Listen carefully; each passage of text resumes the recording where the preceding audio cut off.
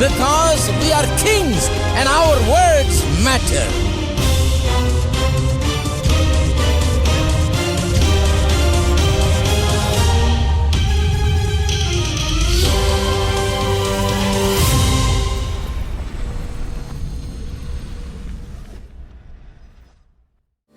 எந்த உள்ளம் புது கவியாலே பொங்க இயேசுவை பாடிடுவே. அவர் நாமம் ஊற்றுண்ட பரிமள தைலம் அவரையே நேசிக்கிறேன். அவர் நாமம் ஊற்றுண்ட பரிமள தைலம் அவரையே நேசிக்கிறேன். அல்லேலூயா துதி அல்லேலூயா எந்த நன்னலாம் இயேசுவை பாடிடுவே. அல்லேலூயா துதி அல்லேலூயா எந்த நன்னலாம் இயேசுவை பாடிடுவே. இத்தனை கிருபைகள் நித்தமும் அருளிய கர்த்தரை கொண்டாடுவே. இத்தனை கிருபைகள்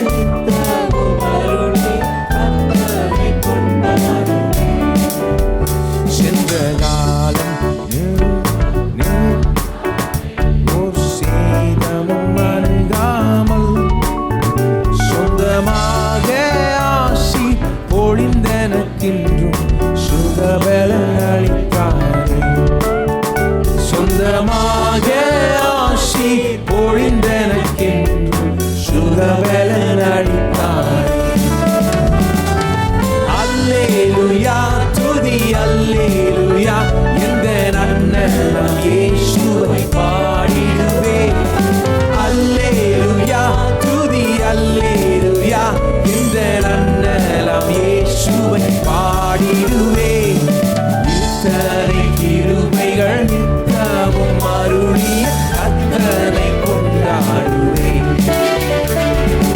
இத்தனை கிருபைகள் நித்தமும் அருளிய கர்த்தரை கொண்டாடுவே. சில வேளை இமை பொழுதே தம் முகத்தை சிருஷ்டிகர் மறைத்தாரே. கடும் கோபம் நீங்கி திரும்பவும் என்னை கிருபையும் பொழிந்தாரே.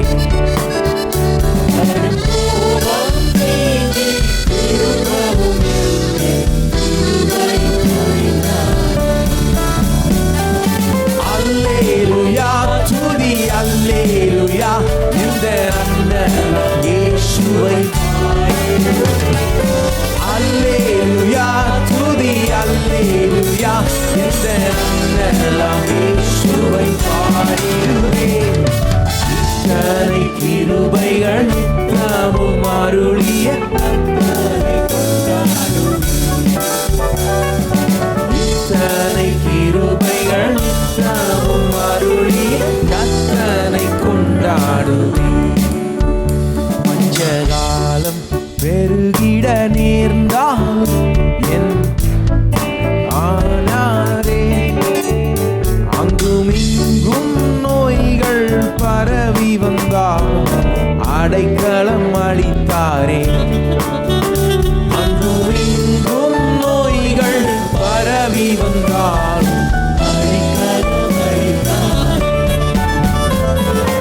அல்லேலூயா துதி அல்லேலூயா இந்த நன்னலாம் இயேசுவை பாடிடுவே. அல்லேலூயா துதி அல்லேலூயா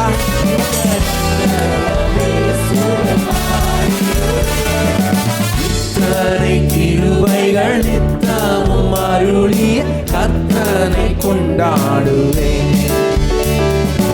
இத்தனை கிருபைகள் நித்தமும் அருளிய கர்த்தரை கொண்டாடுவே. களிப்போடு விரைந்தம்மை சேர்ந்திட கர்த்தரை வருவாரே. அவளோடு நாமும் வானத்தை நோக்கி அனுதினம் காத்திருப்போம். அவளோடு நாமும் வானத்தை நோக்கி அனுதினம் காத்திருப்போம். அல்லேலூயா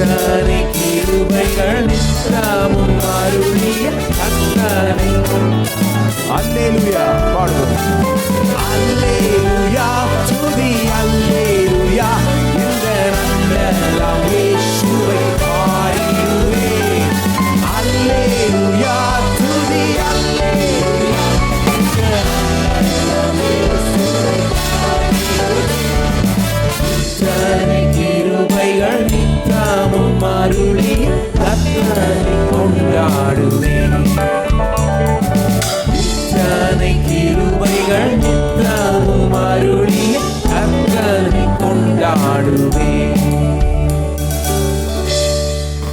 ஆமென். நம்மளும் தயவுசெய்து எழுந்து நின்று பாடுவோம். இத்தனை கிருபைகள், எவ்வளவு கிருபைகள் அனுதினமும் நமக்கு அருளுகிறார். எத்தனையோ காரியங்கள் நமக்கு தேவன் செய்திருக்கிறார், நன்மைகள் செய்திருக்கிறார், ஆசீர்வாதங்களை கொடுத்திருக்கிறார். நினைச்சு பாருங்க. உங்களுக்கு இன்னைக்கு ஒருவேளை மூடு இல்லைன்னா கூட கொஞ்சம் நினைச்சு பாருங்க. நீங்க இன்னைக்கு நிக்கிறதே தேவனுடைய கிருபை தான். மூச்சு விடுறதே அவருடைய கிருபை தான். இன்னைக்கு சபைக்கு வந்திருக்கீங்க, அது அவருடைய கிருபை. நீங்கள் எவ்வளோ மூடில் இல்லைனா கூட, எல்லாம் ஒழுங்காக போகலன்னா கூட, எல்லாம் ஒரு மாதிரி போயிட்டு இருந்தா கூட, நீங்கள் இங்கே வந்திருக்கிறீங்க. ஏதோ நடக்கும். தேவன் உங்களோட பேசுவார், உங்களுக்கு ஊழியம் செய்வார், உங்களை பலப்படுத்துவார். இப்போ இங்கே கொண்டு வந்திருக்கார் பாருங்க, அவருடைய கிருபை. இங்கே நடக்க போகிறது அவருடைய கிருபை. அவருடைய அத்தனை கிருபைகள் நினைத்து அவரை துதிப்போம், அவரை ஆராதிப்போம். இந்த அடுத்த பாடல் வந்து இயேசு சிலுவை மூலமாக நமக்காக என்ன செய்து முடித்திருக்கிறார் என்பதை குறித்த ஒரு பாடல். சிலுவை மேல கண்களை வைப்போம், அதிலிருந்து ஆசீர்வாதத்தை பெற்றுக்கொள்வோம், அந்த விதத்தில் விசுவாசிப்போம், பாடுவோம்.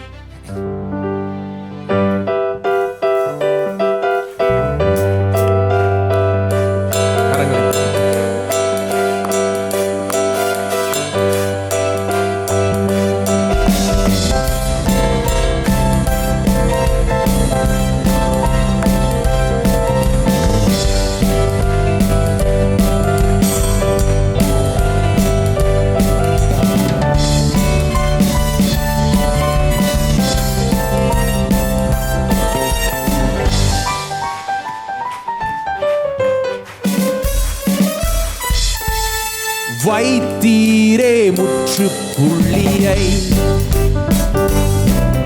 என் கஷ்ட நஷ்டங்களுக்கு. வைத்தீரே முற்றுப்புள்ளியை கஷ்ட நஷ்டங்களுக்கு. இனி கண்ணீர் இல்லை, கவலை இல்லை, சந்தோஷம் என் வாழ்விலே. இனி கண்ணீர் இல்லை, கவலை இல்லை, சந்தோஷம் என் வாழ்விலே. கைகளை தட்டி பாடுவேன், ஆடி கொண்டாடுவேன், கர்த்தர் நல்லவர் என்று பாடிடுவேன். கைகளை தட்டி பாடுவேன், ஆடி கொண்டாடுவேன், கர்த்தர் நல்லவர் என்று பாடிடு. கைகளை தட்டி பாடுவேன், ஆடி கொண்டாடுவேன், கர்த்தர் நல்லவர் என்று பாடிடுவேன். கைகளை தட்டி பாடுவேன், ஆடி கொண்டாடுவேன், கர்த்தர் நல்லவர் என்று. வியாதி வேதனை எல்லாம் மறைந்ததே என்னை விட்டு.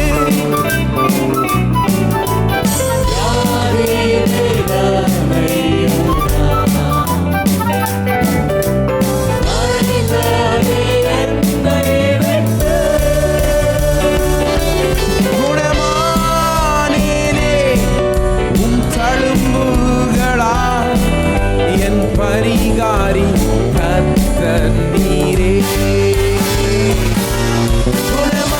குணமானேனே உம் தழும்புகளா, என் பரிகாரி கர்த்தர் நீரே. கைகளை தட்டி பாடுவேன், ஆடி கொண்டாடுவேன், கர்த்தர் நல்லவர் என்று பாடிடுவேன். கைகளை தட்டி பாடுவேன், ஆடி கொண்டாடுவேன், கர்த்தர் நல்லவர் என்று பாடிடுவேன். கர்த்தரின் ஆசீர்வாதம் என் மேல் சாபம் இனி இல்லையே. கர்த்தரே ஆசீர்வாதம் என் மேலே, சாபம் இனி இல்லையே. ஐஸ்வர்யத்தை கொண்டு வருமே கர்த்தரின் ஆசீர்வாதமே. ஐஸ்வர்யத்தை கொண்டு வருமே கர்த்தரின் ஆசீர்வாதமே. கைகளை கட்டி பாடுவே ஆடி கொண்டாடுவே கர்த்தர் நல்லவர் என்று பாடிடுவே. கைகளை கட்டி பாடுவே ஆடி கொண்டாடுவே.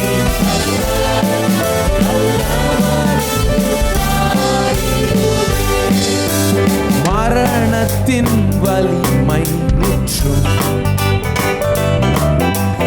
அழித்தார்த்தம் மரணத்தினார். மரணத்தின் வலிமை முற்றும்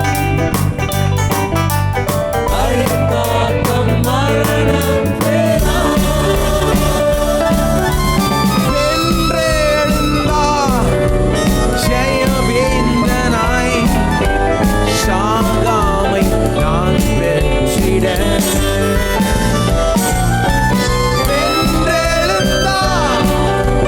ஜெயவேந்தனாய் சாகாமை நான் வெற்றிட.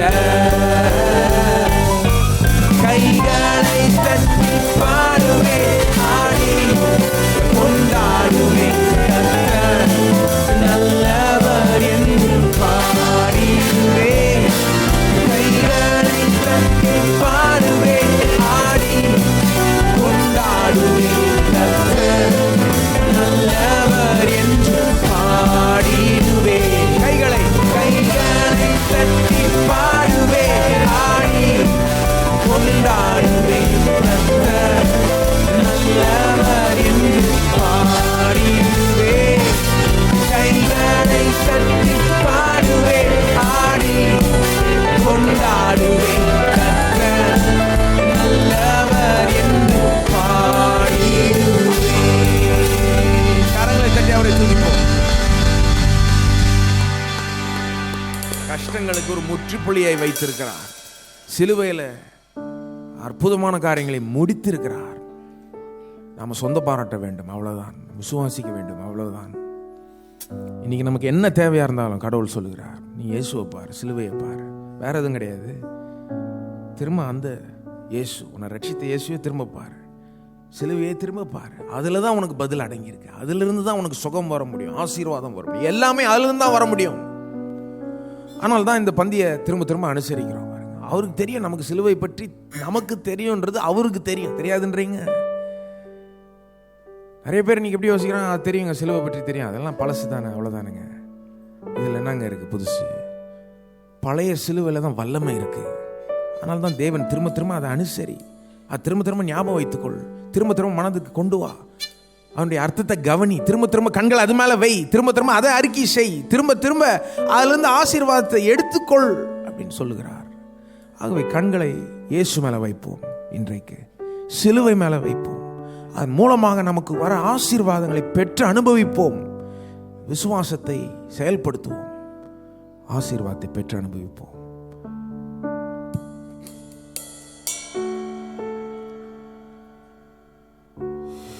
என் இயேசு ராஜாவுக்கே என்னாலும் ஸ்தோத்திரம்,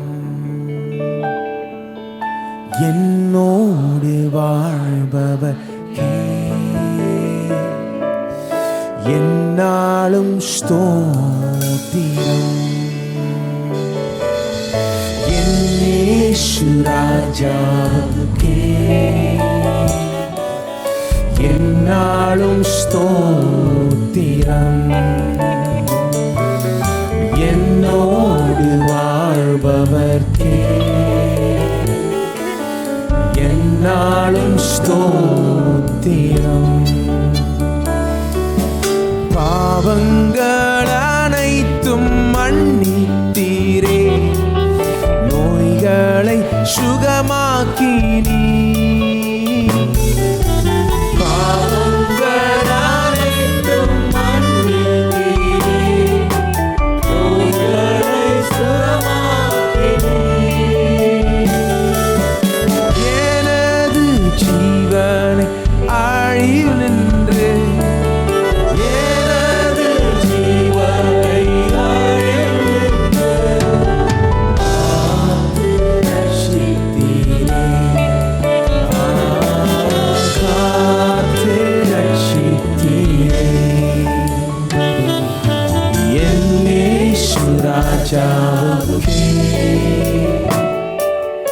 என்னாலும் ஸ்தோத்திரம். என்னோடு வாழ்பவர்க்கே என்னாலும் ஸ்தோத்திரம். கர்த்தாவே, நீர் செய்த நன்மைகளை நித்தமும் நினைக்கிறே.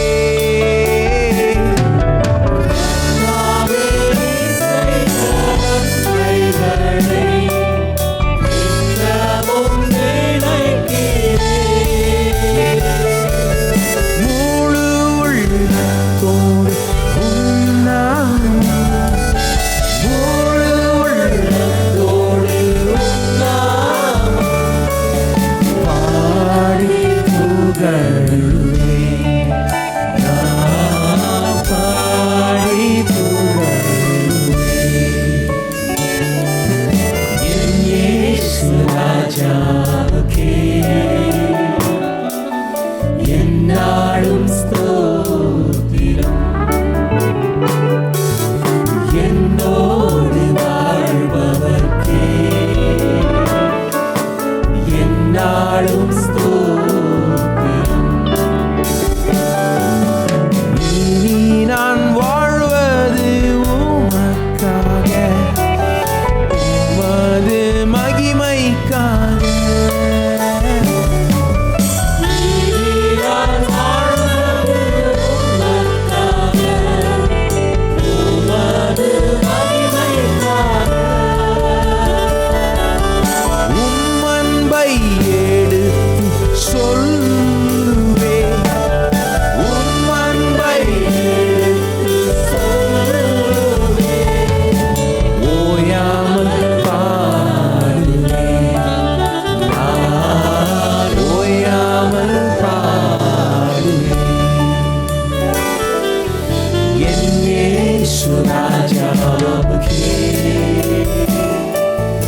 என்னாலும் ஸ்தோத்திரம். என்னோடு வாழ்பவர்க்கே என்னாலும் ஸ்தோத்திரம். இயேசு ராஜா, என்னாலும் ஸ்தோத்திரம். என்னோடு வாழ்பவர்க்கே என்னாலும் ஸ்தோத்திரம்.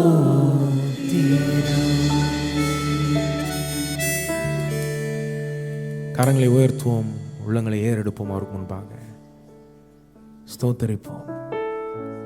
என் இயேசு ராஜா, உங்களுடைய இயேசு ராஜா, நம்மோட வாழ்பவருக்கு, நன்மைகளை செய்தவருக்கு, நமக்காக சிலுவையில் மரித்தவருக்கு,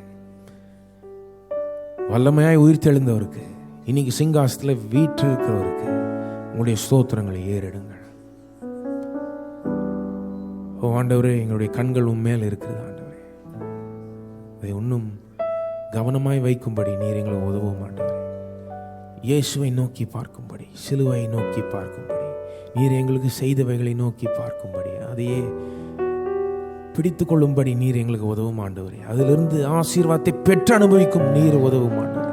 அதை விசுவாசிக்கும்படி நீர் உதவும் ஆண்டவரே. விடுதலை அதிலிருந்து வரும், சுகம் அதிலிருந்து வரும், ஆசீர்வாதம் வரும், ஐஸ்வர்யம் வரும். நாங்கள் விசுவாசித்தால் போதும், அது வரும். எங்களுக்கு விசுவாசிக்க நீர் தான் உதவுவீராக ஆண்டவரே. வந்திருக்க ஒவ்வொரு நபருக்காக ஜெபிக்கிறோம். அவருடைய சூழ்நிலை உமக்கு தெரியும், கஷ்டம் உமக்கு தெரியும் ஆண்டவரே. அவர்களுக்கான பதிலையும் நீர் வைத்திருக்கிறீர். இன்னைக்கு பெற்றுக்கொள்ள நீர் உதவி செய்வீராக ஆண்டவரே. அவர்களோட பேசுவீராக.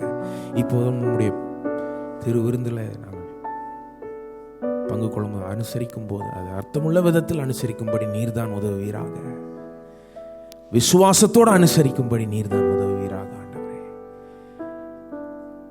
அது உள்ள போகும்போது அந்த அப்பமும் இந்த திராட்சை ரசமும் பலன் உள்ள போகட்டும், சுகம் உள்ள போகட்டும், ஆரோக்கியம் உள்ள போகட்டும், ஒரு புது பலனும் சக்தியும் உண்டாகட்டும். எல்லாம் அநேகருக்கு ஆண்டவரே உம்மண்டே எங்களை இழுத்துக் கொள்வீராக. உடைய ஆசீர்வாதம் ஜனங்கள் மேல் தங்கட்டும். இயேசுவின் நாமத்தில் வேலை கேட்டுக்கொள்கிறோம் பிதாவே, ஆமென். திருவிருந்து ஆராதனை நாம் பங்கெடுக்க போகிறோம். ஆண்டோடைய ரத்தம் நமக்காய் சிந்தப்பட்டது. நாம் பாவத்திலிருந்தும் சாபத்திலிருந்தும் வியாதியிலிருந்தும் பிசாசுடைய கட்டிலிருந்தும் விடுவிக்கும்படியாக, விடுதலை உண்டாகும்படியாக அவருடைய ரத்தம் நமக்காய் சிந்தப்பட்டது. அவர் நமக்காய் மரித்தார். அது மாத்திரமல்ல, ஆபிரகாமுக்கு உண்டான ஆசீர்வாதம் நமக்கு வரும்படியாக கிறிஸ்து நமக்காக சாபமானார் என்று பார்க்கிறோம். இன்றைக்கு அதை நினைவு கூறும்படி ஆண்டவர் இதை செய்யுங்கள் என்றார். ஆகையினால் இன்றைக்கு நினைவு கூறும் பொழுது நாம் இன்றைக்கு அந்த ஆசீர்வாதங்களை மறுபடியும் நாம் பெற்றுக்கொள்ள முடியும். அந்த ஆசீர்வாதங்களுக்குள்ளே நாம் பங்கெடுக்க முடியும் என்ற விசுவாசத்தோடு கூட நாம் இதை ஆசரிக்க வேண்டியவர்களாக இருக்கிறோம். ஜெபிப்போம். அன்பு இறக்கமுள்ள நல்ல பிதாவே, நம்முடைய குமாரனை இயேசுவின் நாமத்தில் வருகிறோம். கல்வாரி சிலுவிலே நீர் எங்களுக்காய் சிந்திய இரத்தத்திற்காக, கர்த்தாவே நீர் எங்களுக்கு கொடுத்த ஜீவனுக்காக உமக்கு நன்றி செலுத்துகிறோம். எங்களுடைய பாவங்களையும் சாபங்களையும் வியாதிகளையும் கல்வாரி சிலுவிலே நீர் சுமந்து தீர்த்தீர். எங்களுக்கு இந்த பாக்கியத்தை நீர் தந்தபடியால் நன்றியோடு கூடமே துதிக்கிறோம் ஆண்டவரே. இந்த பந்தியை நீர் ஆசீர்வதிக்கும்படியாக நாங்கள் ஜெபிக்கிறோம். இதை புசிக்கிற ஒவ்வொருவருக்காய் வேண்டிக் கொள்கிறோம். கர்த்தாவே இதனுடைய ஆசீர்வாதங்களை பங்கெடுக்க ஒவ்வொருவருக்கு உதவி செய்ய முடியாது நாங்கள் ஜெபிக்கிறோம். இதை பொருட்படுத்திக் கொள்ளும் இயேசுவின் நாமத்திலே நல்ல பிதாவே, ஆமென்.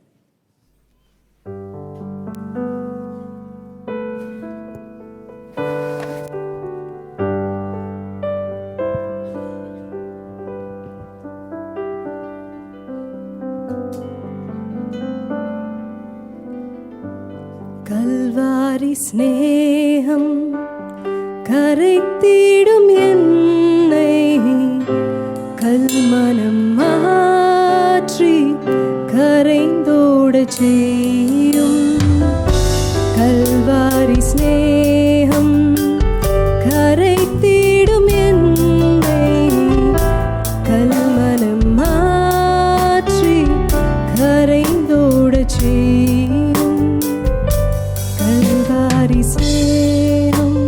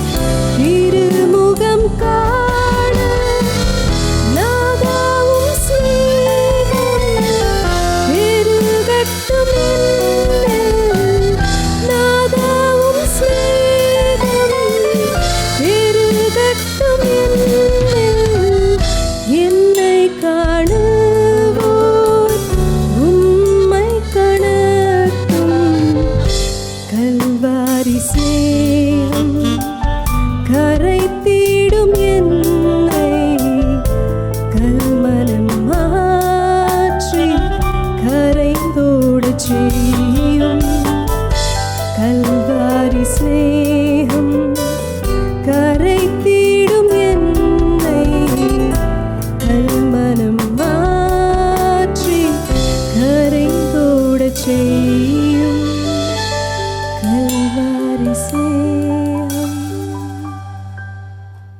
எல்லாருக்கும் பரிமாறப்பட்டு விட்டதா? நாம் எல்லாரும் எழுந்திருப்போம்.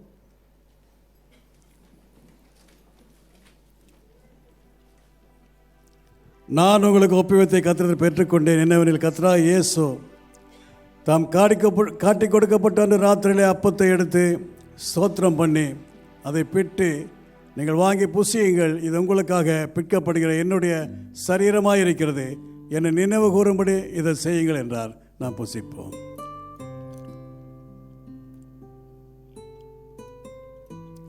போஜனம் பண்ணிய பின்பு அவர் அந்தப்படியே பாத்திரத்தையும் எடுத்து, இந்த பாத்திரம் இரத்தத்தினாகிய புதிய உடன்படிக்கையாக இருக்கிறது, நீங்கள் இதை பானம் பண்ணும்போதெல்லாம் என்னை நினைவு கூறும்படி இதை செய்யுங்கள் என்றார். நாம் பானம் பண்ணுவோம்.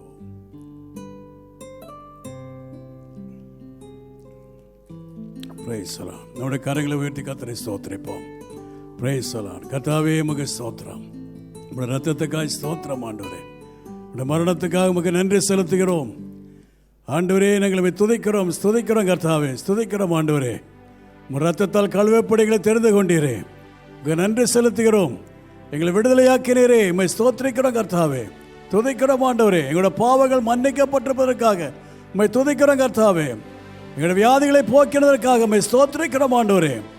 ஆண்டவரே உம்மை ஸ்துதிக்கிறோம், கோடான கோடி ஸ்தோத்திரங்களை ஏறெடுக்கிறோம்.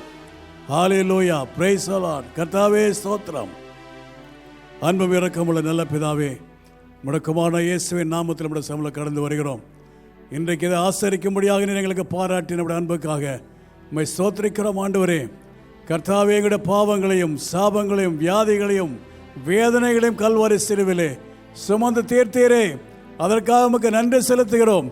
அது மாத்திரமல்ல, ஆபிரகாமுக்கு உண்டான ஆசீர்வாதங்கள் எங்களுக்கு வரும்படியாக நீர் கல்வாரி சிலுவிலே மரித்தபடியால் நன்றி செலுத்துகிறோம் கர்த்தாவே. எங்களுடைய வாழ்வு நிறைவாயிருக்கும்படியாக எங்களுடைய கர்த்தாவே உம்மை ஸ்துதிக்கிறோம். எங்களுடைய களஞ்சியங்கள் பூர்ணமாய் நிரப்பப்படும்படியாக, இடம் கொள்ளாமற் போக மட்டும் ஆசீர்வாதங்கள் பெற்றுக்கொள்ளும்படியாக நீர் எங்களுக்காய் கல்வாரி சிலுவிலே மரித்தீரே, எங்களுடைய சாபங்களையும் தரித்திரத்தையும் சுமந்து தீர்த்தீரே, அதற்காக உமக்கு நன்றி செலுத்துகிறோம் கர்த்தாவே. ஆண்டவரே, இஸ்ரவேல் ஜனங்களுக்குள்ளே கோத்திரங்களில் பலகீனப்பட்டவன் ஒருவரும் இருந்ததில்லை என்று பார்க்கிறோமே. இன்றைக்கு எங்களை பலவான்களாய் மாற்றியிருப்பதற்காக நன்றி செலுத்துகிறோம் கர்த்தாவே. இதை புசித்த ஒவ்வொருவரையும் ஆசீர்வதியும். உங்கள் ஆசீர்வாதங்களுக்குள்ளே தொடர்ந்து நாங்கள் கடந்து போக எங்களுக்கு உதவி செய்வதற்காக நமக்கு நன்றி செலுத்துகிறோம். ஆசீர்வதித்தருளும் இயேசுவின் நாமத்துக்கு நல்ல பிதாவே, ஆமேன். இப்போ உட்காருவோம். இப்போ ஒரு பாடலை பாடும் பொழுது கப்ஸை ரிட்டர்ன் பண்ணுவோம். இருண்டதோர் வாழ்வு இன்னமும் வாழ்வோ, இனியாவது திருமுகம் காண. இருண்டதோர் வாழ்வில் இன்னமும் வாழ்வோ, இனியாவது திருமுகம் காண. நாதாவும் ஸ்நேகம் பெருகட்டும், நாதாவும் ஸ்நேகம் பெருகட்டும். என்னை காணுவோர் உம்மை காணட்டும்.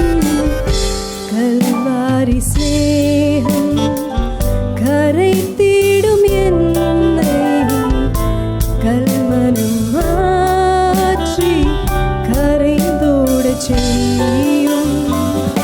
கல்வாரி ஸ்நேகம் கரைத்திடும் என்னை கல்மனம் மாற்றி கரைந்தோடச் செய்யும். கல்வாரி ஸ்நேகம். காணிக்கைகளை கர்த்தரை ஆராதிக்கின்ற நேரம். உலகெங்கிலும் இந்த இணையதளத்தின் மூலமாக, டிவி மூலமாக எங்களோடு கூட இந்த ஆராயில் பங்கெடுத்த நீங்களும் காணிக்கை செலுத்த விரும்பினால் இப்பொழுதே வெப் மூலமாக செலுத்தலாம். அல்லது விக்டரி கிறிஸ்டியன் ஃபவுண்டேஷன் பெயருக்கு காசோலைகள் எம்ஓடிடி அனுப்பலாம். தசமாக்களுடைய கரங்களை உயர்த்துவோம். கர்த்தருடைய வார்த்தை அடிக்கட்டு கொடுப்போம்.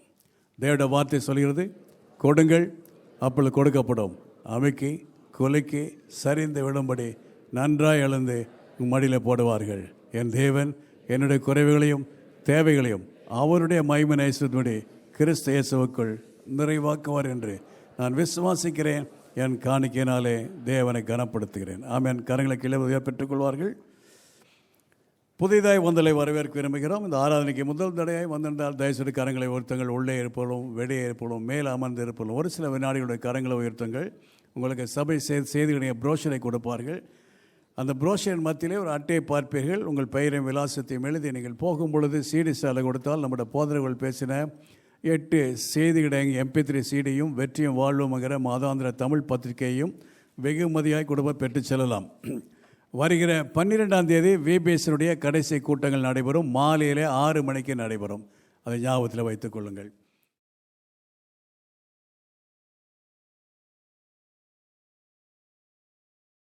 அடுத்த சில வாரங்களுக்கு தெய்வீக சுகம் என்ற தலைப்பில் போதிக்க போகிறோம். தெய்வீக சுகம், அதாவது தேவன் நம்முடைய வியாதிகளை குணமாக்க விரும்புகிறார், குணமாக்க முடியும் விரும்புகிறார். அதுதான் அவருடைய சித்தம். நம்ம ஆரோக்கியமாக இருக்கணும்னு விரும்புகிறார். வியாதிப்பட்டு நோய்பட்டு பலவீனப்பட்டு இருக்க கூடாதுன்னு நீங்கள் விரும்புகிறத காட்டிலாம் அவர் விரும்புகிறார். இப்பேற்பட்ட காரியங்களை பார்க்க போகிறோம்.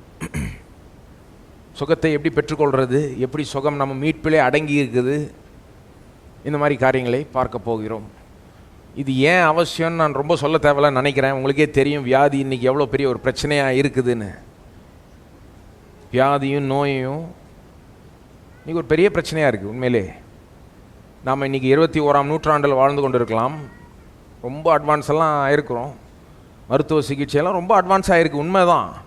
ஆனால் வியாதியெல்லாம் போயிடுச்சா, நோய் போயிடுச்சா? எங்கேயும் போன மாதிரி தெரியல. பாருங்கள், இருக்குது. இன்னும் கேட்டால் ஆஸ்பத்திரிகள் அதிகமாக தான் ஆகிட்டே வருது. ஆஸ்பத்திரி நடத்துகிறவங்க நல்ல பிஸ்னஸாக இருக்குது இன்றைக்கி. அது ஏன்னா அதுக்கு பேஷண்ட் வந்து கம்மி ஆகிற மாதிரியே தெரியல. அந்த கூட்டம் அதிகமாகிட்டே வருது வழியே கம்மி ஆகிற மாதிரி பல்வேறு வியாதிகள் பாருங்கள். சிலது வந்து பெரிய பெரிய கேன்சர் போன்ற ரொம்ப மோசமான வியாதிகள், மரணத்தையே உண்டு பண்ணுற வியாதிகள், டெட்லி டிசீஸ்ன்னுவாங்க. சிலது வந்து கொஞ்சம் சமாளிச்சுக்கிட்டே அப்படியே இருந்துக்கலான்ற மாதிரி இருக்கும் சில வியாதிகள். அந்த வியாதிகள்லாம் தெரியும்ல உங்களுக்கு. இந்த பிபி, சுகர், பரவாயில்ல இருந்துட்டு போகுது, அப்படியே சமாளிச்சுக்கலான்ற மாதிரி இருக்கும். ஆனால் அது வந்து என்ன சொல்கிறாங்க, இது வந்து நான் சொல்லலை, இது வந்து Margaret Chan World Health Organization இருக்குது யூஎனில். அவங்க சொல்கிறாங்க, இந்த மற்ற வியாதிகள், பெரிய பெரிய வியாதிகள் இல்லாமல் மற்ற வியாதிகள் இருக்கே, ஜனங்க அது ஓகேன்னு நினச்சிக்கிறாங்க. ஆனால் அது வந்து ஸ்லோ மோஷன் டிசாஸ்டர்ன்றாங்க. அது வந்து டப்புன்னு ஆளை க்ளோஸ் பண்ணோம். எது மோசமான கேன்சர் போன்ற வியாதிகள், இது வந்து மெதுவாக ஸ்லோ மோஷனில் அது பண்ணுறதே செய்யுமா. இப்போ ரெண்டுமே மோசம்தான் பாருங்கள். ஆயிரக்கணக்கான நூற்றுக்கணக்கான ஆயிரக்கணக்கான வியாதிகள் இன்றைக்கு இருக்குது. நம்ம ரொம்ப அட்வான்ஸ் ஆகிருக்கோம், மருத்துவ சிகிச்சையெல்லாம் அட்வான்ஸ் ஆகிருக்கு. ஆனால் நாம் அட்வான்ஸ் ஆன அளவுக்கு வியாதியும் அட்வான்ஸ் ஆகிடுச்சு இன்றைக்கி.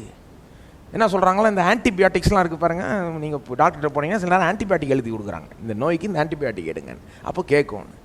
என்ன சொல்கிறாங்க, இப்போது சில நோய்கள் வந்து ஆன்டிபயாட்டிக் எடுத்தால் கேட்காதபடிக்கு எதிர்ப்பு சக்தியை வளர்த்திக்கிச்சான். நோய் வந்து it has developed resistance power to antibiotic. ஆன்டிபயாட்டிக்கே எதிர்க்கக்கூடிய ஒரு சக்தியை அது வளர்த்திக்குச்சு. ஆனால் 10 வருஷம் முன்னாடி கொடுத்த ஆன்டிபயாட்டிக் இன்றைக்கி கேட்க மாட்டேங்குது, அதே எஃபெக்டில் இல்லை. ஆனால் இப்போ புது இது கண்டுபிடிக்க வேண்டியதாக இருக்குது. என்ன சொல்ல வரேன், நாம் எவ்வளோக்கு எவ்வளோ அட்வான்ஸ் ஆகிறோமோ இந்த நோயும் அட்வான்ஸ் ஆகிட்டே போகுது. நமக்கு எல்லாருக்குமே தெரியும் பாருங்கள், யாராவது வியாதிப்பட்டு அதனால் கஷ்டப்படுறவங்க சில பேர் மரித்திருக்கிறார்கள். காலம் நிறைவேறதுக்கு முன்னாடியே மரித்திருக்கிறார்கள், சின்ன வயசில் மரித்திருக்கிறார்கள். உங்களுக்கு தெரியும், யாராவது கண்டிப்பாக தெரியும்னு நினைக்கிறேன் அந்த மாதிரி. அல்லது அப்படி உங்களுக்கு அப்படி தெரியலனா கூட சில பேர் வியாதிப்பட்டு வாழுகிறார்கள், ஆனால் அவங்களுடைய வாழ்க்கை தரம் ரொம்ப குறைவாக இருக்குது பாருங்கள். அந்த வியாதினால், அந்த நோயினால் ரொம்ப பாதிக்கப்படுகிறது அவங்க வாழ்க்கை தரம், குவாலிட்டி ஆஃப் லைஃப். இது இந்த வியாதி நோய் வெறும் சரீரத்தில் ஒரு வலியும் ஒரு வேதனையும் கொடுக்கறது மட்டும் கிடையாது. அது ஒரு பெரிய வலியும் வேதனையும் கொடுக்குது, அதே ஒரு பெரிய பிரச்சனையாக இருக்குது. ஆனால் இது மற்ற அம்சங்களையும் பாதிக்குது. உதாரணத்துக்கு பொருளாதார நிலையையும் பாதிக்குது. ஒருத்தர் வியாதிப்பட்டு இருக்கும்போது ஆஸ்பத்திரி செலவு உங்களுக்கே தெரியும் எவ்வளோ ஆகுதுன்னு. அதுவும் நம்ம ஊரில் நம்ம இன்சூரன்ஸ்லாம் அவ்வளோ எடுக்கிறது இல்லை, மெடிக்கல் இன்சூரன்ஸ். அதனால் ஏதாவது ஒரு பெரிய இது வரும்போது திடீர்னு ஒரு பெரிய செலவாகுது, இருக்கிற பணம் எல்லாம் அதில் போகுது. இல்லாத பணத்தையும் கடன் வாங்கி கடனாளியாகி சில நேரம் அவ்வளோ செலவழிச்சோம் சில பேருக்கு. அது ஒரு பாசிட்டிவ், ஒரு முற்போக்கான ஒரு ரிசல்ட்டை கொண்டு வர மாதிரி தெரியல பாருங்கள். சில பேர் வியாதிப்பட்டு நோய்பட்டு பலவீனப்படுறதுனால வேலைக்கு ஒழுங்காக போக முடியல, நிறைய லீவ் எடுக்க வேண்டியதாக இருக்குது, வேலையை ஒழுங்காக செய்ய முடியல. இதனால் சம்பாத்தியம் பாதிக்கப்படுது பாருங்கள். நம்ம இந்தியாவில் சொல்கிறாங்க, ஸ்டடி பண்ணி சொல்கிறாங்க, இந்தியா நாட்டினுடைய ஜிடிபி பொருளாதார அந்த அந்த கணக்கு வச்சுருக்காங்க பாருங்கள். அது 6%, 6% இந்த நோயினாலே கம்மியாகுதான். அந்த அளவுக்கு இந்தியாவில் ஒரு பாதிப்பு இருக்குது, உலகம் முழுக்க பாதிப்பு இருக்குது. இது ஒரு பெரிய, நான் ஏன் சொல்கிறேன்னா, வியாதி உண்மையிலே இன்றைக்கி ஒரு உண்மையான நிஜமான ஒரு பெரிய பிரச்சனையாக தான் இருக்குது. இதை நம்ம லேசாக எடுத்துட முடியாது. இதுக்கு என்னென்ன நடவடிக்கைகள் எடுக்கணுமோ அது எடுத்து, இது எப்படி இதிலிருந்து பாதுகாப்பாக வாழணுமோ எல்லாத்தையும் செய்து தான் வாழ வேண்டும். அதுக்காக தானே நல்ல தண்ணி வாங்குகிறோம். எந்த தண்ணியும் ஒன்றும் குடிக்கிறது இல்லை இந்தியாவில். கொஞ்சம் ஏழை ஜனங்க கூட குடிக்கிறதுக்கு மட்டும் நல்ல தண்ணியை எடுத்துக்குவாங்க பாருங்கள். அது ஒரு நல்ல நடவடிக்கை. அதுபோல தான் இந்த போதனையை கொண்டு வரோம் பாருங்கள். இது ஒரு நடவடிக்கை, கிறிஸ்தவர்கள் எடுக்க வேண்டிய நடவடிக்கை. தெய்வீக சுகத்தை பற்றி தெரிஞ்சுக்கணும், அறிஞ்சிக்கணும், அதை பற்றி நிச்சயமாக தெரியணும், அதை நம்ப வேண்டும், விசுவாசிக்க வேண்டும், அதை பெற்று அனுபவிக்க வேண்டும். நம்ம இந்த போதனை மிகவும் அவசியமாக இருக்கிறது. நம்ம இல்லை வியாதி வந்தால் பார்த்துக்கலாங்க, இப்போ நல்லா இருக்கேங்க அப்படின்னு சொல்ல முடியாது பாருங்கள். வந்தால் பார்த்துக்கிறேன்றதோட ஆங்கிலத்தில் சொல்லுவாங்க பாருங்கள், prevention is better than cure. அதாவது வந்தால் பார்த்துக்கலாம் கிடையாது, வராதபடி என்னென்ன பண்ணணுமோ செஞ்சிடணும். அதே மாதிரி நம்ம மாதிரி சபையில் இருக்கவங்க ஒரு ஓவர் கான்ஃபிடென்ட் ஆட்டிடியூடும் எடுத்துக்க முடியாது. அதாவது நான் எனக்கு ஏற்கனவே இந்த சத்தியம் ஓரளவுக்கு தெரியுங்க, எனக்கு இதெல்லாம் பிரச்சனை இல்லைங்க, வியாதி வராது, நான் இதெல்லாம் கவனிக்கவே தேவை, இப்போ நீ என்னத்துக்கு இந்த போதனையை திரும்ப எடுக்கிறீங்க, இது நமக்கெல்லாம் தெரிஞ்ச போதனை தானே அப்படின்னு யோசிச்சிட முடியாது. ஒத்துக்கிறேன், சத்தியம் உங்களுக்கு தெரியும், ரொம்ப வருஷமாக கேட்டிருக்கிறீங்க, அதெல்லாம் உண்மை தான்.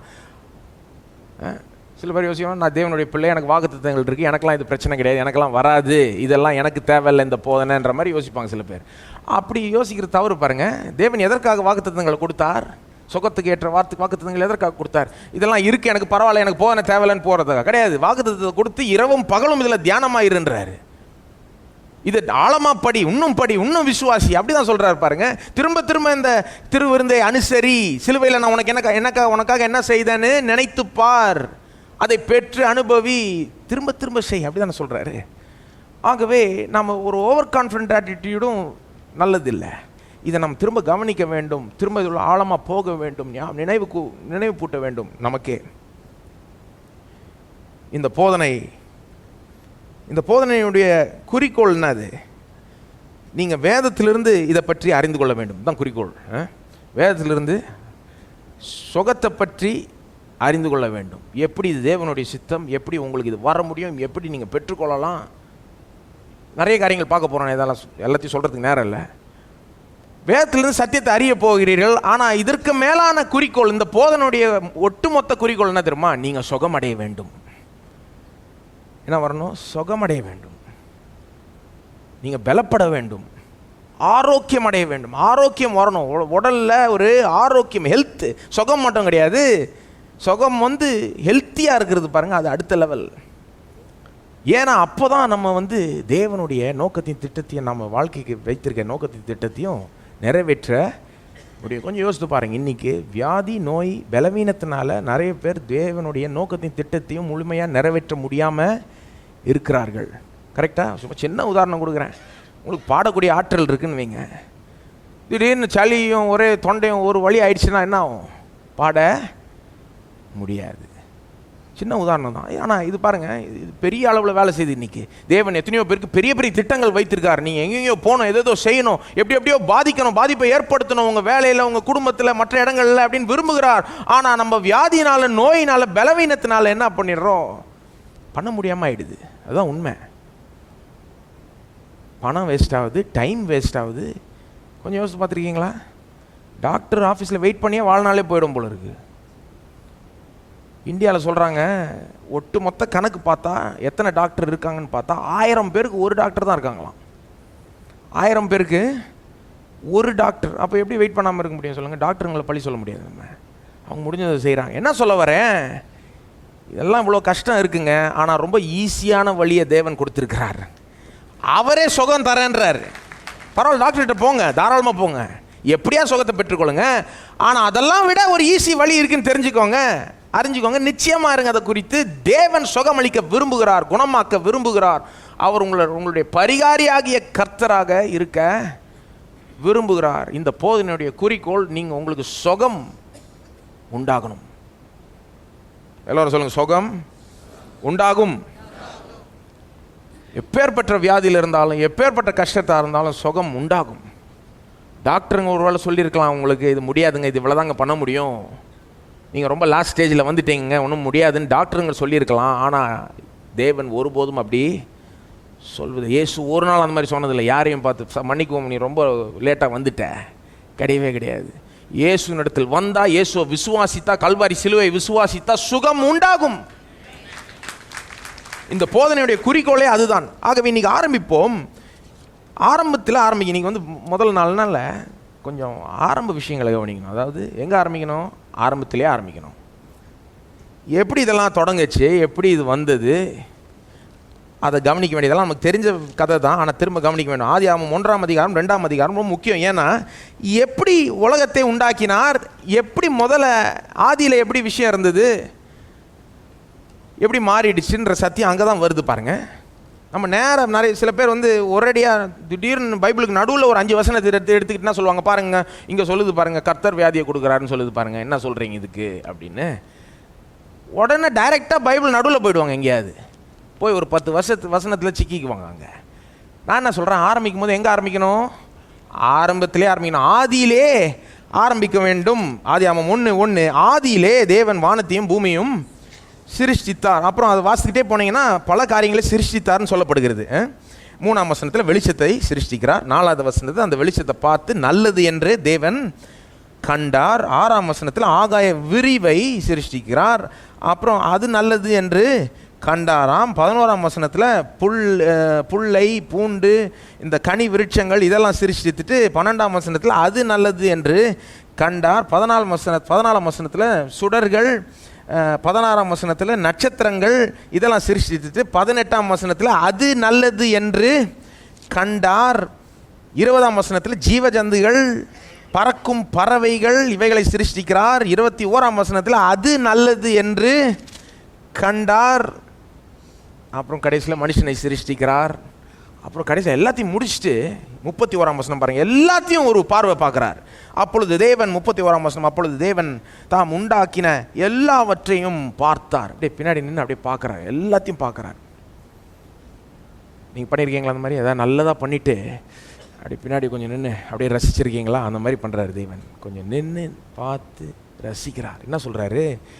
அது மிகவும் நன்றாய் இருந்தது. ரசிக்கிறார். மிகவும் நன்றாய் இருந்தது. மிகவும் நன்றாய் இருந்ததுன்னு யார் சொல்கிறா? தேவன் சொல்கிறா. அப்படின்னா ரொம்பவே நல்லா இருந்திருக்கும்னு அர்த்தம். கரெக்டாக கொஞ்சம் கற்பனை செஞ்சு பாருங்கள். ரொம்ப சூப்பராக இருந்திருக்கும். நாம் சில நேரம் சும்மா சூப்பர்னு சொல்லிக்கிறோம். ஆனால் அவர் மிகவும் நன்றாக இருந்ததுன்னா அது உண்மையிலே ரொம்ப நல்லா இருந்திருக்கும். அதுக்கு ஒரு 1000 சூப்பர் போடணும், அப்போ தான் அது உண்மையான அர்த்தம். ரொம்ப நல்லா இருந்தது, சூப்பராக இருந்தது. சரி, இத்தனை காரியங்களை வாசித்தேன் நான். இவ்வளோ காரியங்களை சிருஷ்டித்தார், எல்லா நன்மையான காரியங்களையும் சிருஷ்டித்தார்.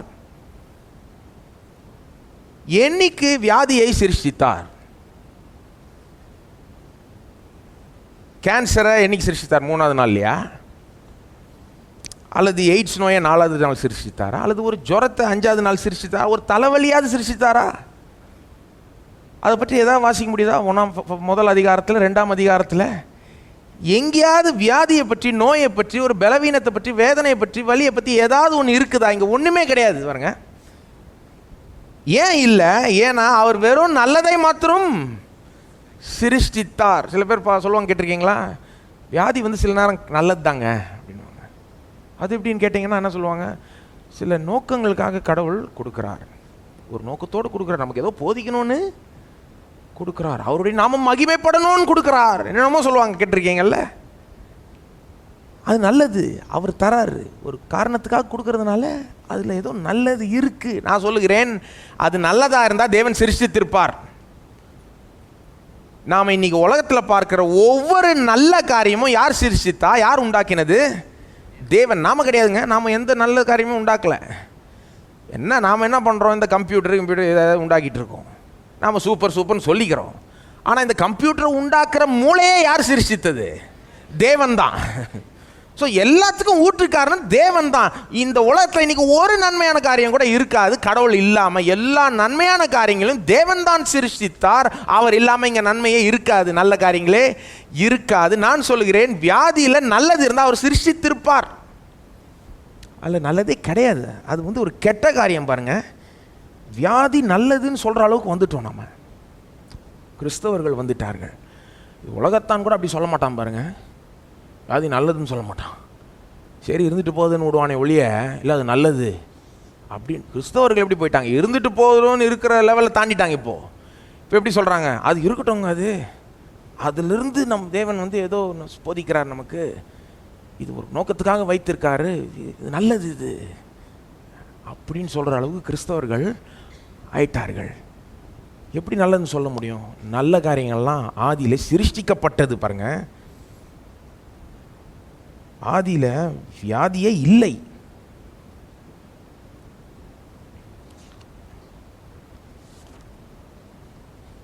ஆதாம் வியாதிப்பட்டிருந்தானா?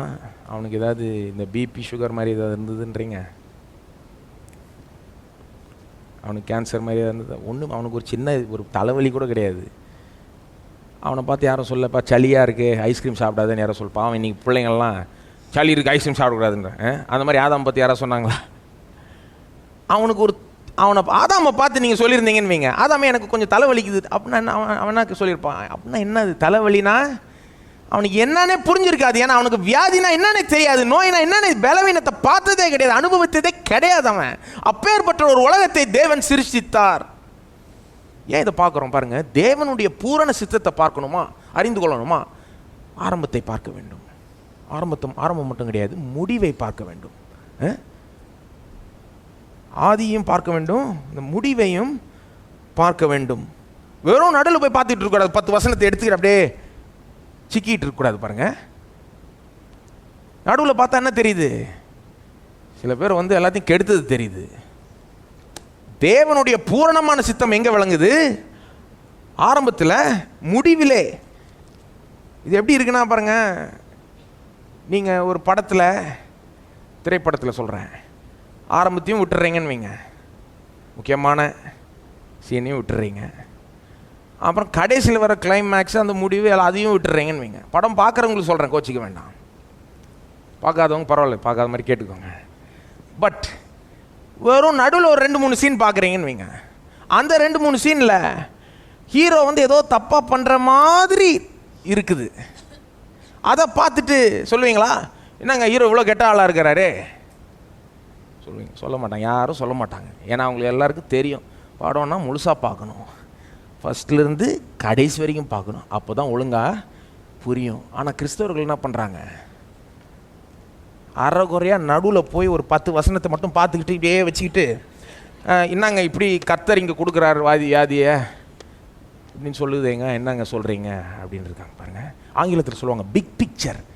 பிக் பிக்சரை பார்க்க வேண்டும். பிக் பிக்சர்னால் இப்படி வச்சுக்கிட்டு எங்கேயோ ஒரு 10 வசனத்தை சிக்கிட்டு இருக்கக்கூடாது, இப்படி வச்சு பார்க்கணும், முதல்ல இருந்து கடைசி வரைக்கும் பார்க்கணும், அந்த முக்கியமான பகுதியில் பார்க்கணும். ஆரம்பம் ரொம்ப முக்கியம், முடிவு ரொம்ப முக்கியம். இப்போ முடிவை பார்க்க போகிறோம் பாருங்கள். ஏன்னா நான் நம்புகிறேன், ஆரம்பத்தை விட முடிவு இன்னும் தெளிவாக காண்பிக்குது நமக்கு தேவனுடைய பூரணமான சித்தம். ஏன்னா முடிவில் தேவன் என்ன பண்ணுறாரு, இந்த உலகத்தை மாற்றி அவர் எங்கே கொண்டு போக விரும்புகிறாரோ அப்படி கொண்டு போய் முடிக்கிறார். கரெக்டா? ஆனால் முடிவு ரொம்ப முக்கியம். முடிவில், அதாவது புதிய வானமும் பூமியில் பரலோகத்தில் வியாதி நோய் இருக்குதா? ஏசாயா 33:24. ஏசாயா 33:24. வியாதிப்பட்டிருக்கிறேன் என்று நகரவாசிகள் சொல்வதில்லை. நகரவாசிகள், எந்த நகரவாசிகள்? 20ஆம் வசனம் வாசித்தீங்கன்னா சீயோன் நகரவாசிகளை பற்றி பேசுகிறது. தேவன் சொல்கிறார் 20ஆம் வசனத்தில், சீயோனை நோக்கிப்பார் அப்படின்னு சொல்லிட்டு அப்புறம் சீயோன் நகரவாசிகளை பற்றி சொல்லுகிறார். சீயோன் நகரவாசிகள் வியாதிப்பட்டு இருக்கிறேன்னு சொல்வதே இல்லையா? சொல்வதே இல்லைன்னா என்ன அர்த்தம்? வியாதியே இல்லைன்னு அர்த்தம். வியாதியே இல்லைன்னால சொல்ல மாட்டாங்க. இதோட தெளிவாக இன்னொரு வசனம், வெளிப்படுத்தின விசேஷம் 21ஆம் அதிகாரம் 3:4. வெளிப்படுத்தின விசேஷம் 21:3-4. 4ஆம் வசனம் மட்டும் வாசிங்க போதும். அவர்களுடைய கண்ணீர் யாவையும் தேவன் துடைப்பார். இனி மரணமும் இல்லை, துக்கமும் இல்லை, அலறுதலும் இல்லை, வருத்தமும் இல்லை, முந்தினவைகள் ஒழிந்து போயின என்று விளம்பினது. தமிழில் வருத்தமும் இல்லைன்னு வருது. நீங்கள் ஆங்கில மொழிபெயர்ப்பு பார்த்தீங்கன்னா பெயின் வரும். நோ பெயின், வலி, வேதனை இல்லை. எல்லா ஆங்கில மொழிபெயர்ப்பும் அப்படி தான் வருது. கிரேக்க மொழியிலையும் அந்த அர்த்தம் வந்து மெயினாக வலி வேதனையை குறிக்கிறது தான். ஸ்ரீலங்கா தமிழ் பைபிள் அவங்களுடைய அந்த லகு மொழிபெயர்ப்புன்னு ஒன்று இருக்குது. அதில் பார்த்தீங்கன்னா வேதனைன்ற வார்த்தை தான் பயன்படுத்தப்பட்டிருக்கிறது. வேதனையோ இருக்காது அப்படின்ற மாதிரி வருது அங்கே. என்ன சொல்ல வரேன், அதனுடைய அர்த்தம் வந்து வேதனை, வலி. வலி இருக்காது, வேதனை இருக்காது. பாருங்க, வேதனை வலி வந்து வியாதிக்கும் நோய்க்கும் ஒரு அறிகுறியாக இருக்கிறது. உங்கள் உடலில் ஒரு வலி இருக்குன்னு வைங்க, ஒரு வேதனை இருக்குன்னு, அது என்ன காண்பிக்குது? ஏதோ பிரச்சனை இருக்குது, போய் டாக்டர்கிட்ட போய் செக் பண்ணிக்கோன்றது உங்களுக்கு ஒரு க்ளூ மாதிரி, அது ஹிண்ட் மாதிரி. வலியே இல்லை, வேதனையே இல்லைன்னா என்ன? முக்கால்வாசி நேரம் வியாதியே இல்லை, நோயே இல்லைன்னு தான் அர்த்தம். கரெக்டாங்க? வலி இருந்தால் அது நமக்கு அது பின்னாடி ஏதோ பிரச்சனை இருக்குது என்பதை காமிக்குது. வலியே இல்லைன்னா வியாதியே இல்லை, நோயே இல்லை. பரலோகத்தில் நோயே இல்லை. நம்புகிறீர்களா? கண்டிப்பாக எல்லாரும் நம்புவாங்க. உலகத்தை மாற்றி கொண்டு போய் முடிக்கும் போது எப்படி முடிக்கிறார் தேவன்? நோய் இல்லாத ஒரு உலகம், வேதனை இல்லாத ஒரு உலகம். அப்படி கற்பனை செய்ய முடியுமா உங்களுக்கு? அவ்வளோ பழகிட்டோம் பாருங்கள், வேதனையோட நோயோடு ரொம்ப பழக்கமாயிட்டு, ரொம்ப அப்படியே அதோட வாழ்ந்து நமக்கு கற்பனை செய்ய முடியுதா? கொஞ்சம் யோசித்து பாருங்கள். சுத்தமாக வலியே இல்லை, வேதனையே இல்லை, அப்படி ஒரு நிலையை வைத்திருக்கிறார் நமக்காக. சில பேர் யோசிக்கிறாங்க, இந்த வியாதியெல்லாம் எப்போவுமே இருக்குங்க, எப்போவுமே இருக்காது, ஒரு நாள் ஒழித்துருவார், அதனால் வரப்போகுது பாருங்க. இது கூட காண்பிக்குது வியாதி வந்து நல்லது இல்லைன்னு. சில பேர் சொல்லுவாங்க, கேட்டிருக்கீங்களா? இங்கே இந்த வசனத்தில் துக்கமும் இல்லையேன்னு இருக்குது பாருங்க. துக்கமும் இல்லை. சில பேர் சொல்லுவாங்க, துக்கம் இருந்தால் தாங்க சந்தோஷத்தினுடைய அருமை தெரியும். சொல்கிறது கேட்டிருக்கீங்களா? ரொம்ப ஞானிகள் மாதிரி சொல்லுவோம் நம்ம சில நேரத்தில். துக்கம் இருந்தால் தானே சந்தோஷத்தினுடைய, துக்கம் உணர்ந்தால் தான் சந்தோஷத்தையும் உணர முடியும். ஆஹா, என்ன ஒரு ஃபிலாசபி! ஆனால் அதை வச்சுட்டு என்ன சொல்லுவாங்க, துக்கம் நல்லது தான், ஏன்னா சந்தோஷத்தின் அருமையை எடுத்து காமிக்குதுல்ல. தப்பு, தவறு. பரலோகத்தில் எந்த துக்கமும் கிடையாது. சந்தோஷத்தை உணர முடியுமா உங்களால்? உணர முடியும். பேரின்பத்தை உணர்வோம் அங்கே. கரெக்டா? ஆகவே இந்த உலகத்தின் தவறான எண்ணங்களை நாம் எடுத்துக்கொள்ளக்கூடாது. துக்கம் இருந்தால் தான் சந்தோஷத்தின் அருமை தெரியும், அப்போ தான் அதை உணர முடியும். தவறு. தேவன் ஒரு துக்கம் இல்லாத உலகத்தை உண்டாக்கினார், துக்கம் இல்லாத உலகமாய் திரும்ப மாற்றப் போகிறார். வியாதி இல்லாத, நோய் இல்லாத உலகம். இதுதான் அவருடைய பூரண சித்தம். பாருங்க, ஆரம்பத்தை பார்த்தீங்கன்னா, முடிவை பார்த்தீங்கன்னா என்ன திட்டம் தெளிவாக தெரியுது. தேவனுக்கும் வியாதிக்கும் அவருடைய பூரண சித்தத்தில் வியாதிக்கு இடமே இல்லை. எப்படி வியாதி வந்தது? வியாதி எங்கேயோ நடுவில் வந்தது. தேவனால் வந்ததா? கிடையாது. பார்ப்போம் எப்படி வந்தது வியாதி. ஆதியாகமம் 3ஆம் அதிகாரம் 1ஆம் வசனம். தேவனாகிய கர்த்தர் உண்டாக்கின சகல காட்டு ஜீவன்களை பார்க்கிலும் சர்ப்பமானது தந்திரமுள்ளதாய் இருந்தது. அது ஸ்திரீயை நோக்கி, நீங்கள் தோட்டத்தில் உள்ள சகல விருட்சங்களின் கனியையும் புசிக்க வேண்டாம் என்று தேவன் சொன்னது உண்டோ? 1ஆம் வசனத்தில் சர்ப்பமானது நுழையுது. உங்களுக்கே தெரியும், சர்ப்பம்னா பிசாசானவன். சர்ப்பம் மூலமாக ஏதேன் தோட்டத்துக்குள்ளே நுழைந்து விட்டான். முதலாம் வசனத்தில் பிசாசானவன் நுழைந்துட்டான். இந்த அதிகாரம் முடிகிறதுக்குள்ள வேதனை நுழைஞ்சிருச்சு. பாருங்க 16ஆம் வசனம் பாருங்க. அவர் ஸ்திரீயை நோக்கி, நீ கர்ப்பவதியாய் இருக்கும்போது உன் வேதனையை மிகவும் பெருக பண்ணுவேன். வேதனை முதல் முறையாக உலகத்துக்குள்ளே வந்தது. பிசாசானவன் வந்த பிறகு தான் வேதனை வந்தது. யாராவது குற்றம் சாட்டணுமா? நீங்கள் பிசாசானவனை குற்றம் சாட்டுங்க, கடவுள் மேலே பழி போடக்கூடாது. பாருங்கள், இயேசுவே இதை போதிக்கிறார். லூக் 13, லூக்காம் சுவிசேஷம் 13ஆம் அதிகாரம். நம்ம என்ன பண்ணுறோம் இப்போது? பிக் பிக்சரை பார்க்குறோம். அதாவது முழு படத்தை, ஆரம்பத்தை பார்க்குறோம், முடிவை பார்க்குறோம், அப்புறம் நடுவில் முக்கியமான சில விஷயங்களை பார்க்குறோம், சில முக்கியமான சம்பவங்கள். எப்படி இந்த வியாதிலாம் உள்ளே நுழைந்தது முதல் முறையாக? 13ஆம் அதிகாரம் 10ஆம் வசனத்துலேருந்து பார்த்தீங்கன்னா, ஒரு ஸ்திரீயை குணமாக்குகிறார். அந்த ஸ்திரீக்கு என்ன பிரச்சனைனா, 18 வருஷமாக நிமிரவே முடியல அவங்களுக்கு. தேவாலயத்தில் இயேசு அன்னைக்கு போயிருக்காரு தேவாலயத்துக்கு ஓய்வு நாளில். அந்த ஸ்திரீயை பார்க்குறாரு, அங்கே அப்படி நிற்கிறாங்கன்னு நினைக்கிறேன், இப்படி குனிஞ்சிருக்கிறாங்க. அவருக்கு தெரியுது 18 வருஷம் இவங்க நிமிர முடியல அப்படின்னு சொல்லிட்டு என்ன பண்ணுறாரு, இயேசு அங்கே குணமாக்குகிறார் ஓய்வு நாளில். அதை பார்த்துட்டு தேவாலய தலைவனுக்கு கோபம் வந்துருச்சு. என்ன கோபம்? யாராவது கோபம் வருமா? ஒரு பெரிய அற்புதம் நடந்திருக்கு, பொதுவாக நம்மெல்லாம் சந்தோஷம் தான் படுவோம். அங்கேயே பார்த்தீங்கன்னா அந்த ஸ்திரீ தேவனை மகிமைப்படுத்தினாள் அப்படின்னு எழுதியிருக்கு. ஆனால் தேவாலய தலைவனுக்கு கோபம் வந்துருச்சு. உங்களுக்கு தெரியுமா, சில பேருக்கு வந்து சுகமான கோபம் வரும். அந்த மாதிரிலாம் ஆசாமிகள் இருக்காங்க. அது எப்படி? சுகம் அளிக்கிறவங்கள கேலி பண்ணுவாங்க, பார்த்துருக்கீங்களா? சுகம் ஹீலிங் மினிஸ்ட்ரி பண்ணுறவங்கள அவங்கள அப்படியே உபத்திரம் பண்ணுவாங்க, அவங்கள பற்றி தப்பாக பேசி கேலி பண்ணி. அவன் நல்லது தானே பண்ணுறான், யாரோ அவங்க மினிஸ்ட்ரினால ஊழியத்தினால யாரோ சுகம் அடைகிறாங்க, அவளை சும்மா விட்டு விடலாமே. ஆனால் அவங்கள விட மாட்டாங்க. என்ன சொல்லுவாங்க? வெறும் இந்த ஆள் ஹீலிங்கே பண்ணிக்கிட்டு இருக்காரு. தேவன் வந்து இல்லை எல்லாரையும் ஒன்றும் ஹீல் பண்ண விரும்பலை, எல்லாரையும் சுகமளிக்க விரும்பலை, சில பேருக்கு வியாதியை வச்சிருக்கிறாரு, இவர் கள்ளப்போதர், அப்படி இப்படின்னு சொல்லுவாங்க. அது மாதிரி தேவாலய தலைவனுக்கு இயேசு சுகமளிச்சது பிடிக்கல. என்ன சொல்கிறான்? ஓய்வு நாள்லையா சுகமளிக்கணும்? 6 நாள் இருக்குது, அந்த நாள்லாம் வந்து சுகமத்தை பெற்றுக்கொள்ளுங்க, இந்த நாளில் ஓய்வு நாள், இந்த இன்னைக்கு வந்து சுகம்லாம் பெற்றுக்கொள்ளக்கூடாது, குணமாக்கக்கூடாது அப்படின்றான். இயேசு அதுக்கு பதில் அளிக்கிறார். 15ஆம் வசனத்தில் அவர் கேட்குறாரு, அந்த தேவாலய தலைவனை பார்த்து சொல்கிறாரு, உனக்கு ஒரு கழுதை இருந்ததுன்னா ஓய்வு நாளில் அதை அவிழ்த்து விட்டுட்டு போய் தண்ணீர் பாய்ச்சுவா, இப்போ தண்ணீர் குடிப்பியா இல்லையா அப்படின்றாரு. கழுதைக்கு நீ பண்ணுறத நான் இங்கே ஒரு ஸ்திரீக்கு பண்ணக்கூடாதா? 16ஆம் வசனத்தில் அதை சொல்கிறார் பாருங்க. இதோ சாத்தான் 18 வருஷமாய் கட்டியிருந்த ஆபிரகாமின் குமாரத்தி ஆகிய இவளை ஓய்வு நாளில் இந்த கட்டிலிருந்து அவிழ்த்து விட வேண்டியதில்லையா என்றார். கழுதையை நீ கட்ட அவிழ்த்து போய் தண்ணீர் கொடுப்ப ஓய்வு நாளில், ஆனால் சாத்தான் கட்டி இருக்கிறவள் நான் அவிழ்த்து போட முடியாதா? என்ன சொல்கிறார் பாருங்க இங்கே. சாத்தான் 18 வருஷமாய் கட்டியிருந்தான். யார் கட்டியிருந்தது? சாத்தான். தேவன் கட்டி இல்லை.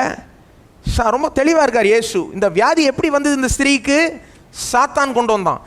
இன்னொரு வசனம் இருக்கு பாருங்க, அப்போஸ்தலர் நடபடிகள் 10ஆம் அதிகாரம் 38ஆம் வசனம். நசரேயனாகிய இயேசுவை தேவன் பரிசுத்த ஆவியினாலும் வல்லமையினாலும் அபிஷேகம் பண்ணினார். தேவன் அவருடனே கூட இருந்தபடினாலே அவர் நன்மை செய்கிறவராயும் பிசாசின் வல்லமையில் அகப்பட்ட யாவரையும் குணமாக்குகிறவராயும் சுற்றித் திரிந்தார். இங்கே பேதுரு பிரசங்கிக்கிறார். பிரசங்கத்தில் இயேசுனுடைய பூலோக ஊழியத்தை ஒரே லைனில் சுருக்கமாக சொல்கிறார் பாருங்க. ஒரே லைனில் உங்களை பார்த்து யாராவது சொன்னாங்கன்னு வைங்க, இயேசு 3.5 வருஷம் ஊழியம் செஞ்சார், அதை ஒரே லைனில் சுருக்கமாக சொல்லுப்பா, என்ன செஞ்சார், என்ன சொல்லுவீங்க நீங்கள்? பேதுரு என்ன சொல்கிறாருன்னு பாருங்கள். 38ஆம் வசனம், அந்த 2வது பகுதி 38ஆம் வசனத்தில் இப்படி சொல்கிறார், ஒரே லைன். அவர் நன்மை செய்கிறவராயும் பிசாசின் வல்லமையில் அகப்பட்ட யாவரையும் குணமாக்குகிறவராயும் சுற்றி திரிந்தார். இயேசு நிறைய பேரை குணமாக்கினார். உங்களுக்கே தெரியும் கதைகள், அந்த அந்த சம்பவங்கள். பேதுருக்கு அதெல்லாம் தெரியுமா? தெரியும். பேதுரு கூடவே இருந்தார். ஒவ்வொரு அற்புதத்தையும் பேதுரு பார்த்தார். எல்லாத்தையும் பார்த்துட்டு என்ன சொல்றாரு? எல்லாத்தையும் சாராம்சமாக சொல்றாரு. பிசாசின் வல்லமையில் அகப்பட்ட யாவரையும் குணமாக்குகிறார். நீங்கள் பேதுரை பார்த்து இயேசு யாரை பேதுரு குணமாக்கினார் அப்படின்னு கேட்டிங்கன்னா பேதுரு என்ன பதில் அளிப்பார்? பிசாசின் வல்லமையில் அகப்பட்ட யாவரையும் குணமாக்கினார். எல்லாருமா பேதுரு? ஆமாம், எல்லாருமா பிசாசின் வல்லமையில் அகப்பட்டிருந்தார்கள்? ஆமாம், எல்லாரும். அங்கே பாருங்க அந்த வார்த்தையை, யாவரையும். யாவர்னா எல்லாருமே. ஒவ்வொரு ஹீலிங் மிரக்கலும் யாருக்கு நடந்தது? பிசாசின் வல்லமையில் அகப்பட்டிருந்தவர்கள். வல்லமையில் அகப்பட்டிருந்தவர்கள்னா ஆங்கிலத்தில் அப்ரெஸ்ட்னு வருது. Oppressed by the devil. அப்ரெஸ்டுக்கும் பொசஸ்டுக்கும் வித்தியாசம் இருக்குது பாருங்க. அதாவது வல்லமையில் அகப்பட்டு இருக்கிறதுக்கும் பிசாசு பிடிக்கிறதுக்கும் வித்தியாசம் உண்டு. ரெண்டும் ஒன்றே, சேம் கிடையாது. வல்லமையில் அகப்பட்டு இருந்தவங்கன்னா எல்லாருக்கும் பிசாசு பிடிச்சிருக்கிறதுன்னு அப்படின்னு நினைக்கக்கூடாது பாருங்க. இயேசு சில பேர் பிசாசு பிடிச்சவங்களுக்கு பிசாசையே விரட்டினார். சில பேர் அதில் பிசாசு பிடிச்சவங்களுக்கு வியாதியும் இருந்தது, அவங்களுக்கு ரெண்டுமே பண்ணார். பிசாசையும் விரட்டினார், வியாதியும் குணமாக்கினார். ஆனால் வேற சில பேர் இருந்தாங்க பாருங்க. உதாரணத்துக்கு பேதுருனுடைய மாமியார், அவங்களுக்கு என்ன பிசாசா பிடிச்சிருந்தது? அவங்களுக்கு வெறும் ஜுரம் தான் இருந்தது. கரெக்டா? அந்த ஜுரத்தை சொஸ்தமாக்கினார், குணமாக்கினார். எல்லாத்தையும் பேதுரு பார்த்துட்டு என்ன சொல்றார்? கரெக்டு, சில பேருக்கு பிசாசு பிடிச்சிருந்து, சில பேருக்கு சாதாரண பிரச்சனைகள் தான். ஆனால் எல்லாத்தையும் பார்த்தா உண்மை என்ன? பிசாசின் வல்லமையில் அகப்பட்டு இருந்தார்கள். அதாவது எல்லா வியாதியும், அதுக்கு பின்னாடி பார்த்தீங்கன்னா பிசாசானவன் இருக்கிறான். ஒரு சின்ன அளவுலையோ பெரிய அளவுலையோ யார் இருக்கா? பிசாசு இருக்கிறான். வியாதிக்கு ஊற்றுக்காரனர் பிசாசானவன். அவனை குற்றம் சாட்ட வேண்டும், அவன் மேல் பழியை சுமக்க வேண்டும். பேதுரு ரொம்ப தெளிவாக இருக்கார் பாருங்க. சில பேர் சொல்லுவாங்க, சில பேருக்கு தேவன் தாங்க கொடுக்குறார் வியாதி. எத்தனை பேரை இயேசு சுகமளிச்சார். பேதுரு அந்த மாதிரி யோசிக்கலையே. சில பேருக்கு மட்டும் தேவன் வியாதியை கொடுக்குறார் கிடையாது. யாவரையும், பிசாசின் வல்லமையில் அகப்பட்ட யாவரையும் தான் இயேசு குணமாக்கும்படி சுற்றி திரிந்தார். என்ன ஏன் இதை இவ்வளோ வலியுறுத்தி சொல்லுகிறேன்? நாம் இதை புரிந்து கொள்ள வேண்டும், ஏற்றுக்கொள்ள வேண்டும். பாருங்க, வியாதிக்கு பின்னாடி பிசாசானவன் இருக்கான். நான் கேட்குறவங்கள, பேதுருக்கு பின்னாடியே பிசாசானவன் இருந்து பேச முடியும்னா வியாதிக்கு பின்னாடி இருக்க முடியாதா? ஞாபகம் இருக்குல்ல உங்களுக்கு? பேதுருக்கு பின்னாடி நின்று பிசாசானவனே பேசுகிறான். இயேசு பேதுருவை பார்த்து அப்பாலே போ சாத்தானேன்றாரு. அப்போ வியாதிக்கு பின்னாடி பிசாசு இருக்க முடியாதா? பிசாசு கண்டிப்பாக இருக்கான். ஒவ்வொரு வியாதி, பெரிய வியாதி, சின்ன வியாதி, எல்லா வியாதி பின்னாடி பிசாசு இருக்கிறான். இது எங்கேருந்து வருதுன்னு புரிஞ்சுக்கணும். நீங்கள் பிசாசானவன் இடத்துல இருந்து வருது. ஏன் இது முக்கியம்? நீங்கள் இதை புரிஞ்சுக்கிட்டீங்கன்னா வியாதியை எதிர்க்க ஆரம்பித்து விடுவீர்கள். என்ன பண்ண ஆரம்பிச்சிருவீங்க? எதிர்க்க ஆரம்பிச்சிருவீங்க. பாருங்கள், நிறைய பேர் இன்றைக்கி வியாதியை எதிர்க்கிறது இல்லை. முதல் படி அதுதான். வியாதியை நிறைய பேர் இன்றைக்கி உலகம் எப்படி ஆயிடுச்சுன்னா, அவ்வளோ வலியும் வேதனையும் வியாதியும் நோயும் இவ்வளோ பிரச்சனைகள் நிறைந்த உலகம் ஆயிடுச்சு. எப்படி ஆயிடுச்சுன்னா, நம்ம சமாளிக்க கற்றுக்கிட்டோம், அட்ஜஸ்ட் பண்ண கற்றுக்கிட்டோம். சரி பரவாயில்ல, இருந்துட்டு போகுது, சரி கிடக்குது அப்படின்னு. அந்த மாதிரி ஒரு மனப்பான்மை பார்த்துருக்கீங்களா? சில பேருக்கு ஒரு பிரச்சனை இருக்கும், டாக்டரே சொல்லியிருப்பாங்க, நீங்கள் கரெக்டாக டயட் பண்ணுங்க, சுகர்லாம் கண்ட்ரோலில் வைக்கணுங்க. ஆனால் இஷ்டத்துக்கு சாப்பிட்றது, ஸ்வீட்டும் அது நல்லா போட்டு சுகர் ஐயா காமிங்க. கேட்டால் என்னங்க, நீங்கள் போய் சொன்னீங்கன்னு வைங்க அவங்கள்ட்ட, நாங்கள் கொஞ்சம் கண்ட்ரோல் பண்ணுங்கள், சுகரை கொஞ்சம் அடக்குங்க அப்படின்னு சொன்னீங்கன்னா என்ன சொல்லுவாங்க? சரி பரவாயில்ல, இருந்துட்டு போகுது. அதாவது சரி பரவாயில்ல, இது சின்ன பிரச்சனை தானே, சமாளிச்சிக்கலாம், இதுக்கு மாத்திரை இருக்குது, இதுக்கு இப்படி அட்ஜஸ்ட் பண்ணிட்டு போயிடலான்ற மாதிரி ஒரு இதில் வந்துட்டோம் நம்ம. நான் சின்ன உதாரணம் கொடுக்குறேன். பெரிய பிரச்சனை வந்தால் ஒரு வேளை எதிர்க்கிறோம், ஆனால் சின்னது அப்படியே விட்டுருவோம் பாருங்கள். ஆனால் என்ன சொல்ல வரேன், ஒவ்வொரு வியாதி பின்னாடியும் பிசாசானவன் இருக்கான். இதை நீங்கள் தெரிஞ்சு கொண்டீங்கன்னா எதிர்க்க ஆரம்பிச்சிருவீங்க. எதிர்ப்பீங்களா இல்லையாங்க? வேதம் சொல்லுது, ரெசிஸ்ட் த டெவில். பிசாசுக்கு எதிர்த்து நெல்லுங்கள், அப்பொழுது அவன் ஓடி போவான். ஆகவே எதிர்க்கணும், வியாதியை முதல்ல எதிர்க்கணும். பாருங்க, எதிர்க்கிறது மட்டும் இல்லை, வெறுக்கணும். அதை வெறுக்கணும். வியாதியை முதல்ல வெறுக்கணும். உங்களுக்கு சின்ன வியாதியாக இருக்கட்டும், பெரிய எல்லாம் வெறுக்கணும். வேதம் சொல்லுகிறது, தீமையை வெறுக்க வேண்டும். பிசாசனுடைய கிரியைகள்லாம் தீமை தானே. வியாதியும் ஒரு தீமை, அது ஒரு ஈவெல்லாம் பார்க்கணும். பாருங்க, அதை வெறுக்க ஆரம்பிக்கணும். நம்முடைய கண்ணோட்டத்தை மாற்றிக்கொள்ளணும். பரவாயில்ல, இருந்துட்டு போகுதுன்னு சொல்லக்கூடாது.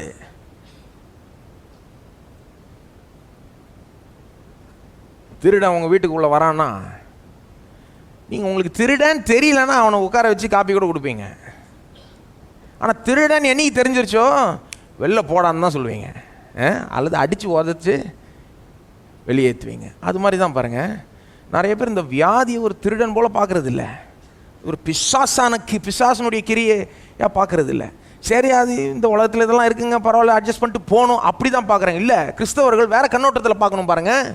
இல்லை, இது பிசாசனுடைய ஒரு கிரியை. இதை என்னென்ன செய்யணுமோ செஞ்சு இதை விரட்டுறதுல தான் நாம் இறங்கணும். டாக்டர்கிட்ட போகணுமா, டாக்டர்கிட்ட போங்க. மாத்திரையை போடணுமா, மாத்திரை. டயட் பண்ணணுமா, டயட். எக்ஸசைஸ். எனக்கு அந்த மாதிரி சில பேர் தெரியும் பாருங்கள், வியாதியை வெறுக்கிற ஆட்கள். உங்களுக்கு தெரியுமா அந்த மாதிரி? எனக்கு தெரியும். எந்த அளவுக்கு வெறுக்கிறாங்கன்னா, என்னென்ன செய்யணுமோ செஞ்சுருவாங்க. டயட் பண்ணுவாங்க, எக்ஸசைஸ் பண்ணுவாங்க, கால் வலிச்சா கூட எல்லாத்தையும் கிளம்பி ஜிம்முக்கு போய் அங்கே நடந்து. ஏன்னா வியாதி மேலே வெறுப்பு. இது வராது, இது எனக்கு வராது, என்னை பாதிக்காது, என் சுகரை ஏற்றாது, நான் இதை கண்ட்ரோலில் கொண்டு வருவேன் அப்படின்னு ஒரு தீர்மானத்தோட செய்கிறாங்க பாருங்கள். ஏன்? அவங்களுக்கு வந்து ஒரு ஒரு ஒரு புரிந்து கொள்ளுதல் இருக்குது. இது பிசாசுனுடைய செயல். நான் இது என் வாழ்க்கையில் உடைய மாட்டேன். நான் இதை எதிர்ப்பேன், இதை வெறுப்பேன், இதை வெளியேற்றுவேன்.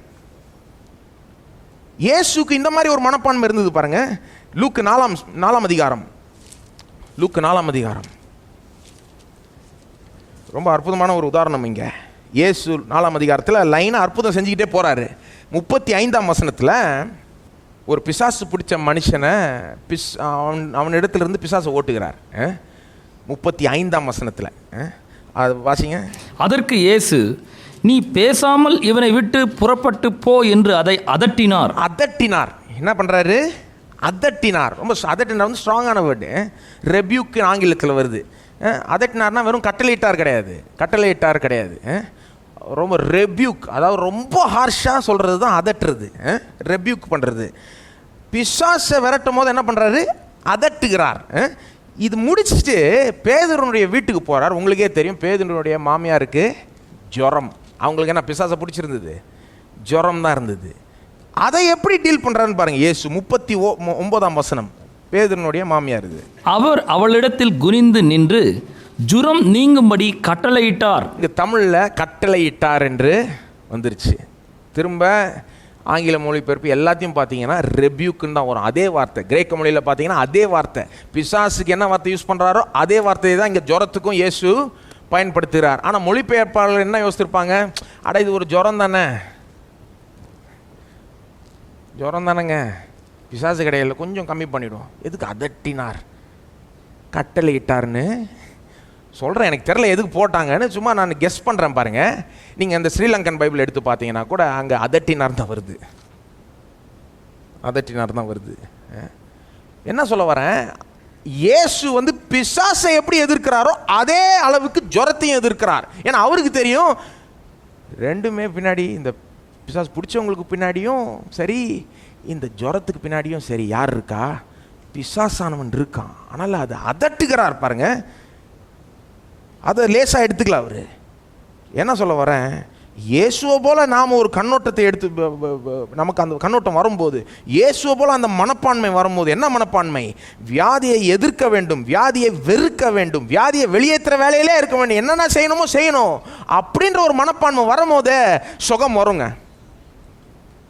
சுகம் வரும். முதல்ல எதிர்க்க வேண்டும். இது ஒரு பிசாசனுடைய செயல் என்று பார்க்க வேண்டும். அந்த கண்ணோட்டத்தோடு பார்க்க வேண்டும் பாருங்க. ஆகவே பிசாசை குறை சொல்லலாம் கண்டிப்பாக. வேற யாரை குறை சொல்லலாம்?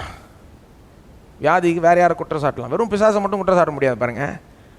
இன்னொரு பார்ட்டியும் இருக்காங்கன்னு சொல்லலாம். அப்படிதான் பாருங்க. ஒரு சின்ன பொண்ணு அவங்க அக்காவோட சண்டை போட்டு ஒரே கோபத்தில் அக்காவை அரைஞ்சிருச்சான். அரைஞ்சு மூஞ்சியிலேயே துப்பிடுச்சான்.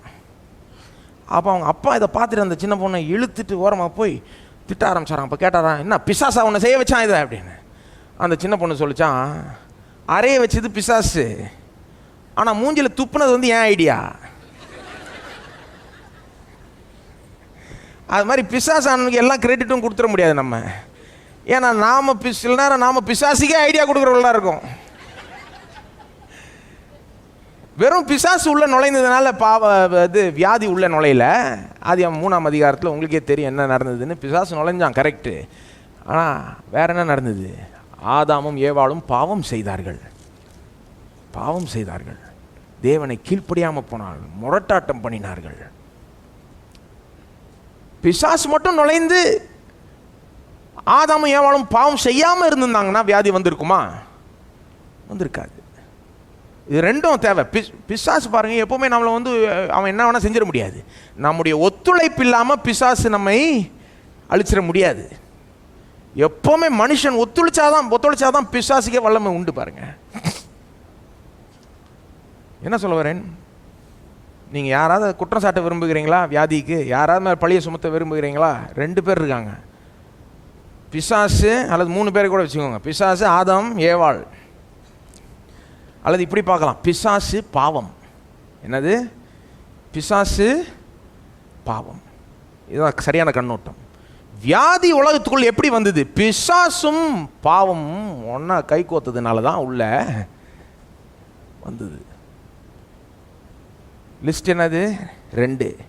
எப்பயாவது உங்களுக்கு வெறுப்பாக இருக்கா? வியாதி மேலே பார்த்து யாராவது பழி சுமத்தணும், யாராவது பார்த்து திட்டணும் போல இருக்கா?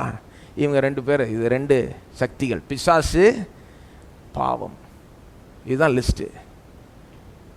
சில பேர் இந்த லிஸ்டோட கூட என்ன இன்னொருத்த 3வது நபரை சேர்த்துடுறாங்க. யாரு? கடவுள். என்ன சொல்றாங்க? கர்த்தர் தந்தார். ஐயோ, எப்படிங்க இது? இந்த 2 லிஸ்ட், இந்த லிஸ்டோட எப்படிங்க கர்த்தரை சேர்ப்பீங்க? பிசாசு, பாவம், அடுத்தது கடவுள்னு கொண்டு வரலாமா நம்ம? இது எப்படிங்க? இது வந்து தூஷணம், பிளாஸ்பெமி. ஏன் இதை சொல்றேன்னா பாருங்க, முழு படம் தெரியாதவர்கள் இப்படி செய்வார்கள். ஏதோ 5 வசனத்தை எடுத்துட்டு கர்த்தர் கொடுத்தார் பாருங்க அப்படின்வாங்க. ஆனால் முழு படத்தை பார்த்துட்டீங்கன்னா, ஆரம்பத்தை முடிவை பார்த்துட்டீங்கன்னா, எப்படி வியாதி முதல்ல உள்ள வந்ததுன்னு பார்த்துட்டீங்கன்னா அப்படி சொல்லவே மாட்டீங்க. தேவன் வந்து இதை கொண்டு வரவே இல்லை. பிசாசானவன் வந்தான், மனுஷன் பாவம் செஞ்சான், உள்ள வந்து வியாதியும் வேதனையும் உலகத்துக்குள்ள நுழைஞ்சது. மற்ற எல்லா தீமைகளும் இப்படி தான் நுழைந்தது.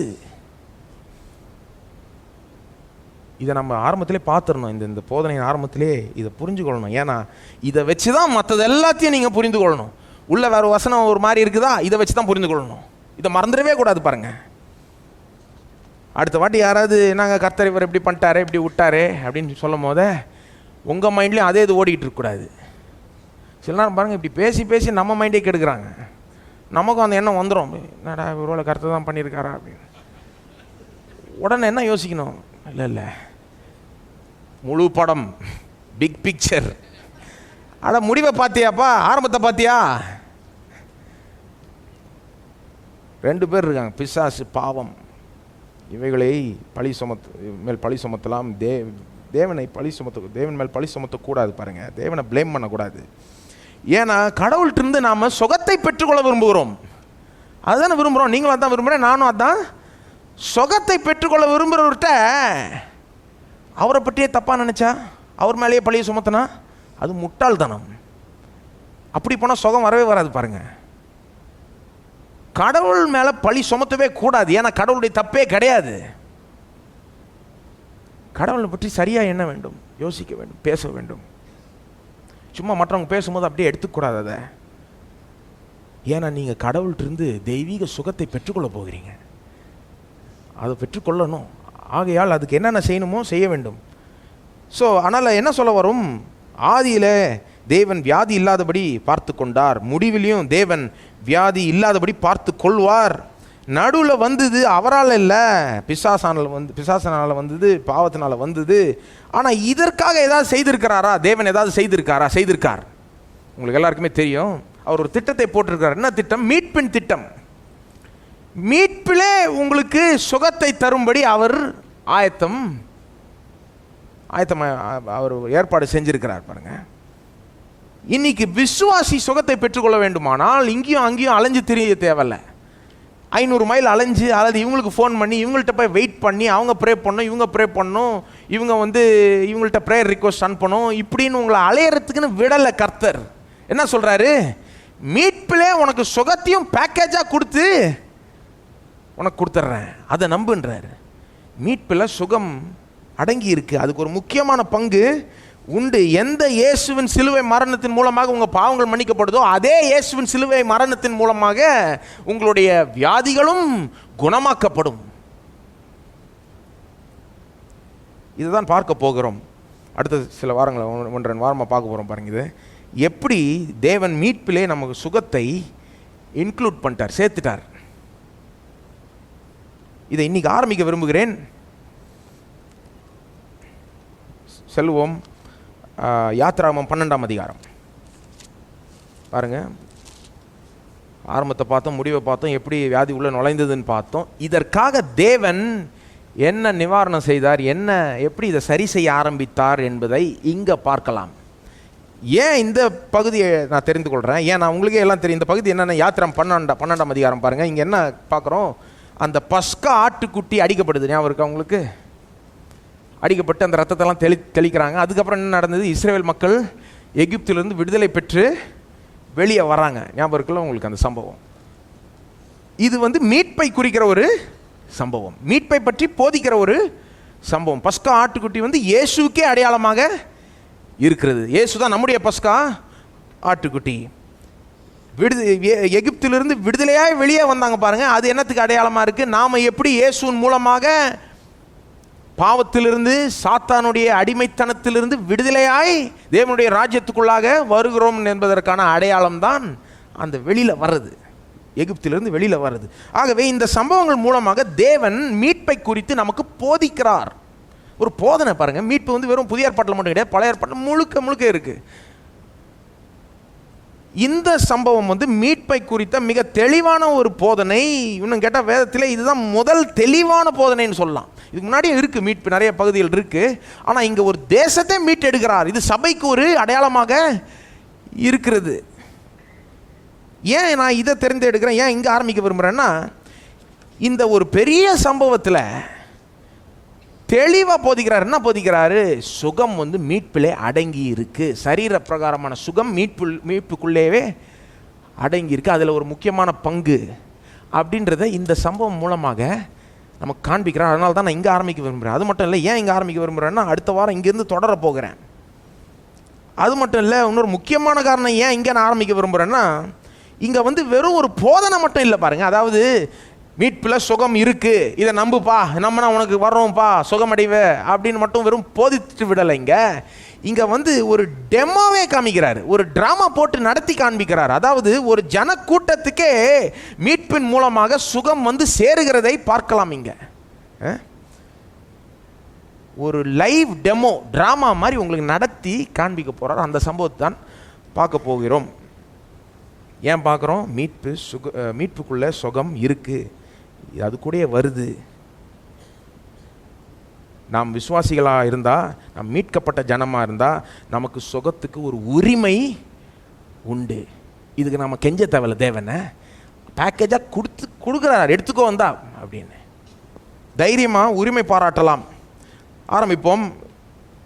5ஆம் வசனம், யாத்திராகமம் 12ஆம் அதிகாரம் 5ஆம் வசனத்தில் 6ஆம் வசனத்தில் அந்த ஆட்டை தெரிந்தெடுக்க சொல்கிறார். எப்படி தெரிந்தெடுக்கணும்லாம் சொல்கிறாரு. அப்புறம் 6ஆம் வசனத்தில் முடிவில் என்ன சொல்கிறாரு, அந்த சாயங்காலத்தில் இந்த ஆட்டை அடித்து அதை கொன்னுட்ட பிறகு என்ன செய்யணும்னு சொல்கிறார். இங்கே தான் நம்ம நல்லா கவனிக்கணும் பாருங்கள். ஆட்டை கொன்னுட்ட பிறகு என்ன செய்யணும்? 7ஆம் வசனம் என்ன செய்யணும்? 2 காரியங்கள் சொல்கிறார். என்ன செய்யணும்னா 2 காரியங்கள் செய்யணுமா. முதல் காரியம் 7ஆம் வசனம், அதன் ரத்தத்தில் கொஞ்சம் எடுத்து, வாசிங்க. அதன் ரத்தத்தில் கொஞ்சம் எடுத்து தாங்கள் அதை புசிக்கும் வீட்டு வாசல் நிலைக்கால்கள் 2லும் நிலையின் மேற்சட்டத்திலும் தெளித்து, அன்று ராத்திரியிலே அதன் மாம்சத்தை நெருப்பினால் சுட்டு புளிப்பில்லா அப்பத்தோடும் கசப்பான கீரையோடும் அதை புசிக்க கடவர்கள். ஓகே, ஒரு நிமிஷம். ஸோ அதாவது முதல்ல 7ஆம் வசனத்தை கவனிங்க. முதல் காரியம் என்ன செய்யணும்? ஆட்டை அடித்த பிறகு ரத்தத்தை எடுத்து வீட்டு வாசலில் தெளிக்கணும். அது உங்களுக்கு தெரியும், அதனுடைய அர்த்தம் கூட ஓரளவுக்கு உங்களுக்கு தெரியும். எப்படி அந்த ரத்தம் அவர்களை பாதுகாத்ததோ, எப்படி அந்த சங்கார தூதன் உள்ளே வராதபடிக்கு பாதுகாத்ததோ, அதே போல் இயேசுனுடைய ரத்தம் நம்மேல் தெளிக்கப்பட்டிருக்கிறது. நம் பாவங்களை கழுவியிருக்கு, சுத்திகரித்திருக்கு, பாவங்கள் மன்னிக்கப்பட்டிருக்கிறது. அது மட்டும் இல்லை, அது நம்மை பாதுகாக்கிறது. பிசாசானவன் எது வேணால் செஞ்சிட முடியாது அப்படின்றதெல்லாம் தெரியும் உங்களுக்கு நினைக்கிறேன்.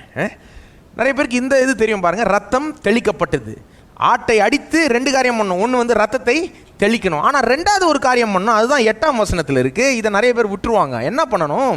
அன்று ராத்திரிலே அதன் மாம்சத்தை நெருப்பினால் சுட்டு புசிக்கணுமா. என்ன பண்ணணும்? புசிக்கணும். ரத்தத்தை தெளித்தா மட்டும் பத்தாது, அந்த ஆட்டினுடைய கறியை சாப்பிடணும்.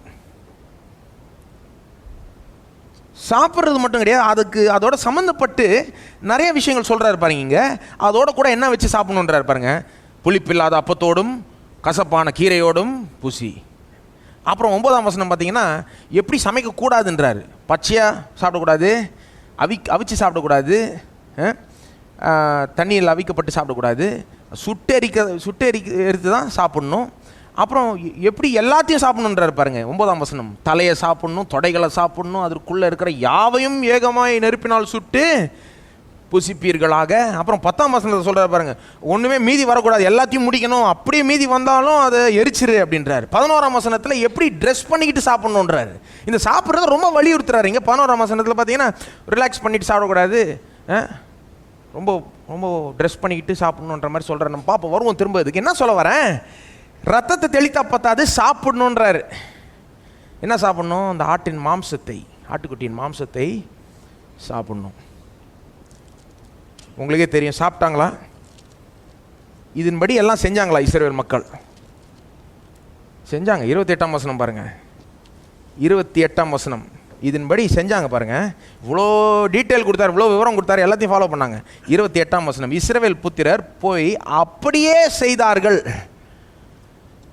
பொதுவாக இஸ்ரவேல் மக்கள் அப்படியே செய்ய மாட்டாங்க. எப்படி சொல்கிறீங்களோ அதுக்கு நேர் எதிர்மாறாக. ஆனால் இங்கே என்ன, அப்படியே செஞ்சாங்களாம். அங்கே சொல்லுது பாருங்கள். அதுக்கப்புறம் மோசேக்கும் ஆரோனுக்கும் கட்டளிட்டபடியே செய்தார்கள். கட்டளிட்டபடியே அப்படியே செய்தார். ரொம்ப ஆச்சரியம். இதுக்கப்புறம் தான் இஸ்ரவேல் மக்கள் கெட்டு போயிட்டாங்க பாருங்கள், ஒரு மாதிரி ஆயிட்டாங்க, கீழ்ப்படியாமல் முரட்டாட்டம் பண்ணிக்கிட்டு. ஆனால் இங்கே இந்த இடத்துல அப்படியே கீழ்ப்படிந்தார்கள். அதுக்கப்புறம் என்ன ஆச்சு உங்களுக்கு தெரியும்ல. அன்றைக்கி ராத்திரி சங்கார தூதன் வரான், எகிப்தியர் வீட்டில் அந்த தலைப்பிள்ளையை கொன்று போடுகிறான்.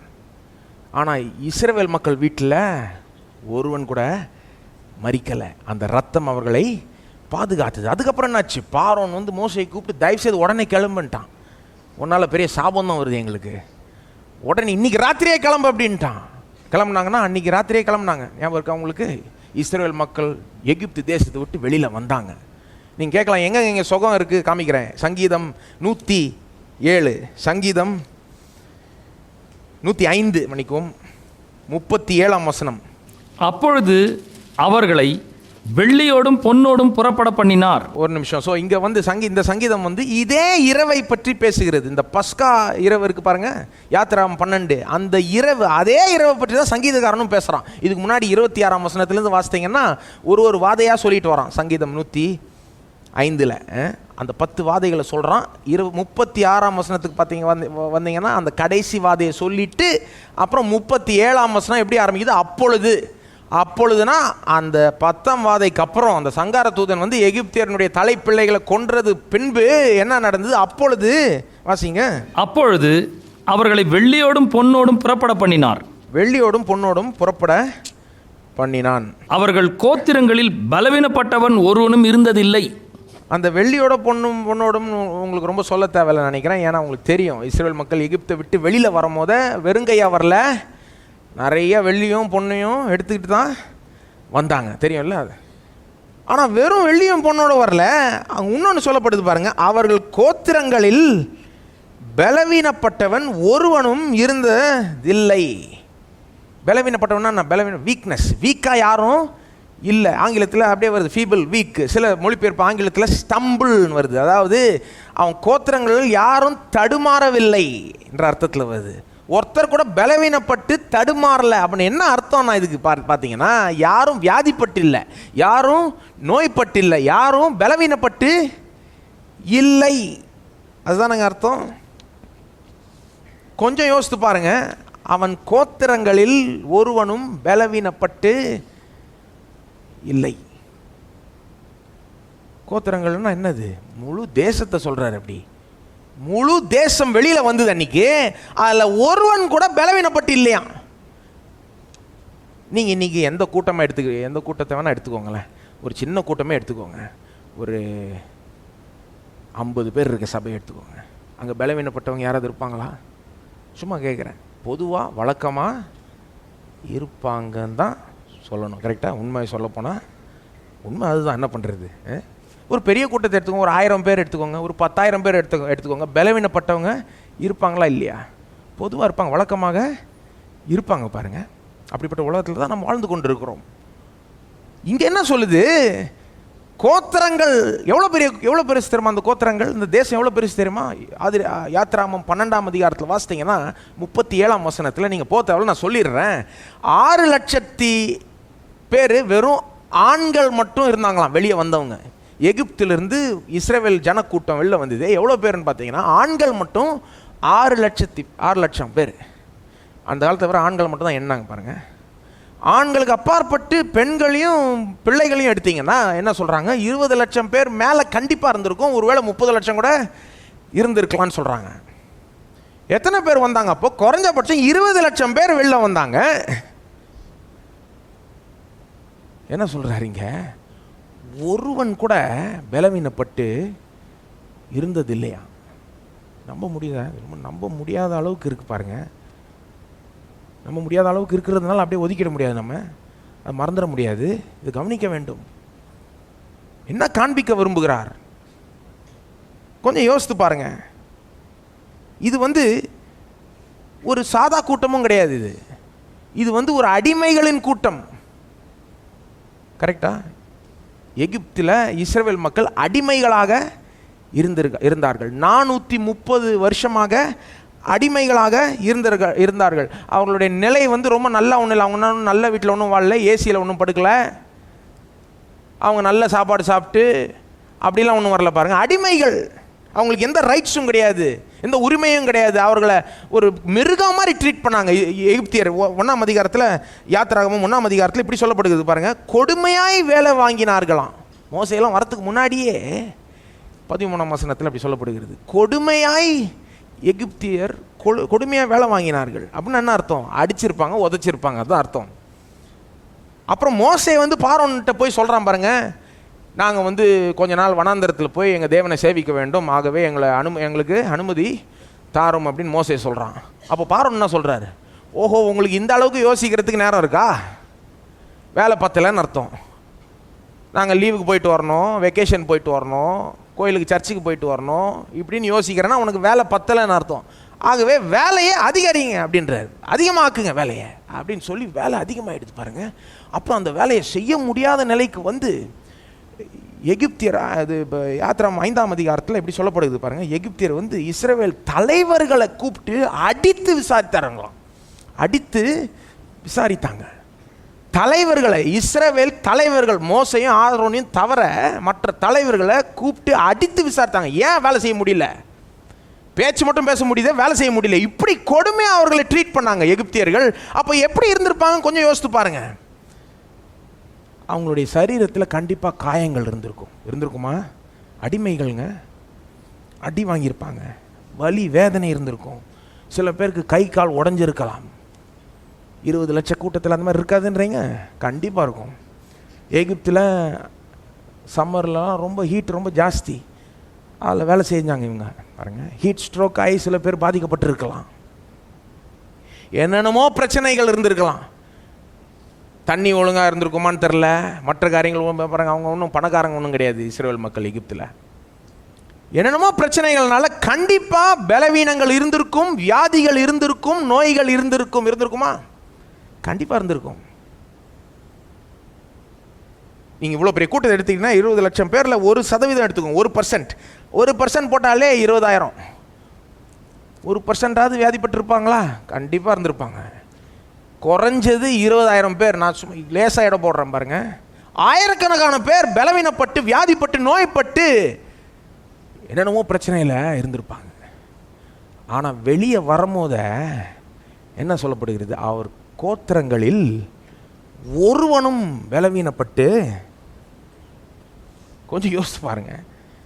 இது ரொம்ப அற்புதமாக இருக்குது. ரொம்ப நம்ம மனதுக்கே உள்ள போகாத விதத்தில் இருக்குது. அவ்வளோ பெருசாக இருக்குது, அவ்வளோ நம்புறது கஷ்டமாக இருக்குது. ஒருவன் கூட இல்லை அந்த மாதிரி. என்ன ஆச்சுங்க? சுகமடைந்தார்கள். அதான் ஆச்சு, சுகமடைந்தார்கள்ங்க. எப்போ சுகமடைந்தார்கள்? அந்த ஆட்டுக்கறியை சாப்பிட்டாங்க பாருங்க.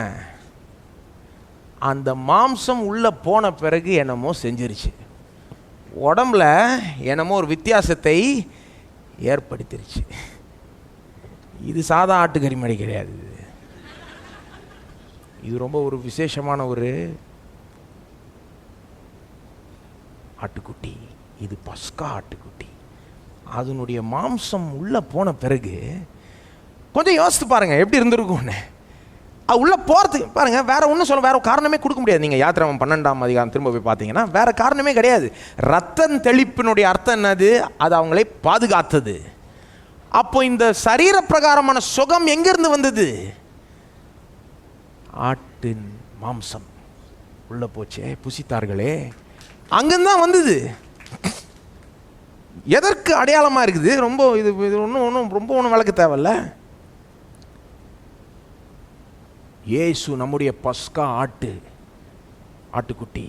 அவருடைய மாம்சத்தின் மூலமாக நமக்கு எப்படி சரீர சுகம், அவருடைய மாம்சம் ஞாபகம் அவங்களுக்கு கிழிக்கப்பட்டது சிலுவையில். சிலுவைக்கு முன்னாடி அவளை வாரினால் அடித்தார்கள். மாம்சம், அவருடைய பாடி வாஸ் broken, பிட்கப்பட்டது. வாரில் அடித்ததெல்லாம் நான் வரும் வாரங்களில் பார்ப்போம். நாம் அந்த மாம்சத்திலிருந்து தான், அந்த சரீரத்திலிருந்து தான், அந்த கிழிக்கப்பட்ட மாம்சம், அந்த பிட்கப்பட்ட சரீரம், அந்த தழும்புகளிலிருந்து தான் நமக்கு சுகம் இன்னைக்கு வருகிறது. இஸ்ரவேல் மக்கள் அடையாளமாக காமிக்கிறாங்க பாருங்க. மாம்சம் உள்ள போது சுகம் உடம்புல வந்துருச்சு. எப்படிங்கன்னு கேட்காதீங்க, அப்படிதான். ஆனால் அதை இன்னும் கொஞ்சம் கவனிச்சா கொஞ்சம் இன்னும் விளங்கும் பாருங்கள். இது நமக்கு எப்படி பொருந்தும், இதை பார்த்து நாம் என்ன கற்றுக்கொள்ள வேண்டும் கொஞ்சம் யோசித்து பார்த்தீங்கன்னா நமக்கு எப்படி பொருந்தோம்னு பார்த்தீங்கன்னா, ஒரு உதாரணம் வந்து கம்யூனியன். இன்றைக்கி நம்ம அனுசரிச்சுமே, இந்த பஸ்கா ஆட்டுக்குட்டியை எடுத்து சாப்பிட்றதுக்கும் இந்த மாம்சத்தை புசிக்கிறதுக்கும் இன்றைக்கி நம்ம அனுசரிச்சதுக்கும் பெரிய சம்பந்தம் உண்டு இருக்கா? அவங்க வந்து பஸ்கா ஆட்டுக்குட்டியை எடுத்து புசிக்கிறாங்க. நாம் இந்த அப்பத்தை எடுத்து இது இயேசுனுடைய சரீரம் உங்களுக்காக பிட்கப்பட்டதுன்னு சொல்கிறோம். ரெண்டும் ஒரே இதுக்கு தான் அடையாளமாக இருக்குது பாருங்கள். பஸ்கா ஆட்டுக்குட்டியும் பழைய ஏற்பாட்டில் இயேசுக்கு தான் அடையாளமாக இருக்குது. இந்த அப்பமும் இயேசுனுடைய மாம்சத்துக்கு தான் அடையாளமாக இருக்குது. ஆகவே இது ரெண்டும் கொஞ்சம் மேட்ச் ஆகுது. ஆனால் இது எப்படி இதை புசிச்சார்கள்னு பார்க்கணும். அப்போ தான் இன்னும் தெளிவாக வழங்கும் பாருங்கள். இது நாம் எப்படி, இதிலேருந்து நாம் என்ன பாடம் கற்றுக்கொள்ள வேண்டும், எப்படி இவர்கள் புசித்தார்கள்? யாத்திரம் 12ஆம் அதிகாரம் எப்படி புசித்தார்கள்? நான் சொன்னேன்ல, நிறைய டீட்டெயில் கொடுத்தாரு. இப்படி தான் சமைக்கணும், இதோட தான் வச்சு சாப்பிட்ணும், எதுவும் மீதி வைக்கக்கூடாது, அப்படி இப்படின்னு சொல்கிறாரு பாருங்க. அதில் ஒரு வசனம் பார்ப்போம். 11ஆம் வசனம். அதை புசிக்க வேண்டிய விதமாவது எப்படி புசிக்கணுமா? நீங்கள் உங்கள் அறைகளில் கச்சை கட்டி கொண்டும், கச்சைனா பெல்ட்டு கட்டிக்கோ, உங்கள் கால்களில் பாதரட்சை தொடுத்து கொண்டும், ஷூ மாட்டிக்கோ, உங்கள் கையில் தடி பிடித்து கொண்டும், தடியை எடுத்துக்கோ ஒரு கையில், அதை தீவிரமாய் பூசிக்க கடவீர்கள். அது பஸ்கா கர்த்தருடைய என்ன சொல்கிறார்? பெல்ட்டை மாட்டிக்கிட்டு, ஷூவை மாட்டிக்கிட்டு, கையில் தடியை பிடிச்சிட்டு பூசிக்கணும். நீங்களாம் எப்படி நைட்டுக்கு வேலையிலேருந்து வந்து பிறகு எப்படி சாப்பிடுவீங்க? பொதுவாக எப்படி சாப்பிடுவாங்கன்னா, நாளெல்லாம் வேலை செஞ்சால் என்ன பண்ணுவீங்க? போய் சட்டையெல்லாம் மாற்றிட்டு ஒரு லுங்கியையும் போட்டு வந்து மூஞ்சியை கழுவிட்டு அப்படி தானங்க வருவீங்க. இப்படியா வருவீங்க? தடி இப்படி வச்சுக்கிட்டு இப்படியா? சில பேர் சொல்கிறாங்க, இந்த வசனத்தை பார்த்துட்டு என்ன சொல்கிறாங்க, இது என்ன காமிக்குதுன்னா அவங்க நின்றுட்டு சாப்பிட்ணுமா அப்படின்லாம் சில பேர்லாம் வியாக்கியானம் பண்ணுறாங்க. அது தெரில எனக்கு. ஆனால் ஒன்று தெரியுது, சும்மா சாவகாசமாக அப்படியே ரிலாக்ஸ் பண்ணிக்கிட்டு சாப்பிட முடியாது. அப்படியே ஜாலியாக டிவி பார்த்துக்கிட்டு அப்படிலாம் சாப்பிட முடியாது. இது ரொம்ப ஒரு ஸ்ட்ரிக்டான விவகாரம் பாருங்கள். இது இன்னும் கேட்டால் யூதர்கள் வந்து ரொம்ப ரிலாக்ஸ் பண்ணி சாப்பிடுவாங்க. அவங்க பார்த்துருக்கீங்களா இந்த படத்துலலாம்? இந்த சில சுவிசேஷங்கள்லேயே இருக்குது, காஸ்பிள்ஸ்லேயே இருக்குது. இயேசு சில வீடுகள்லாம் போகிறாரு, அங்கே சாப்பிட்றாங்க. ரிக்ளைன் என்ன தமிழில்?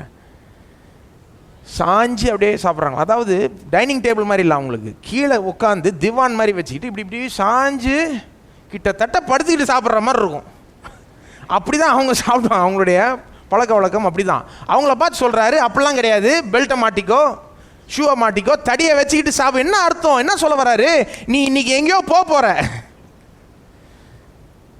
இன்னைக்கு ஏதோ ஒன்று நடக்க போகுது,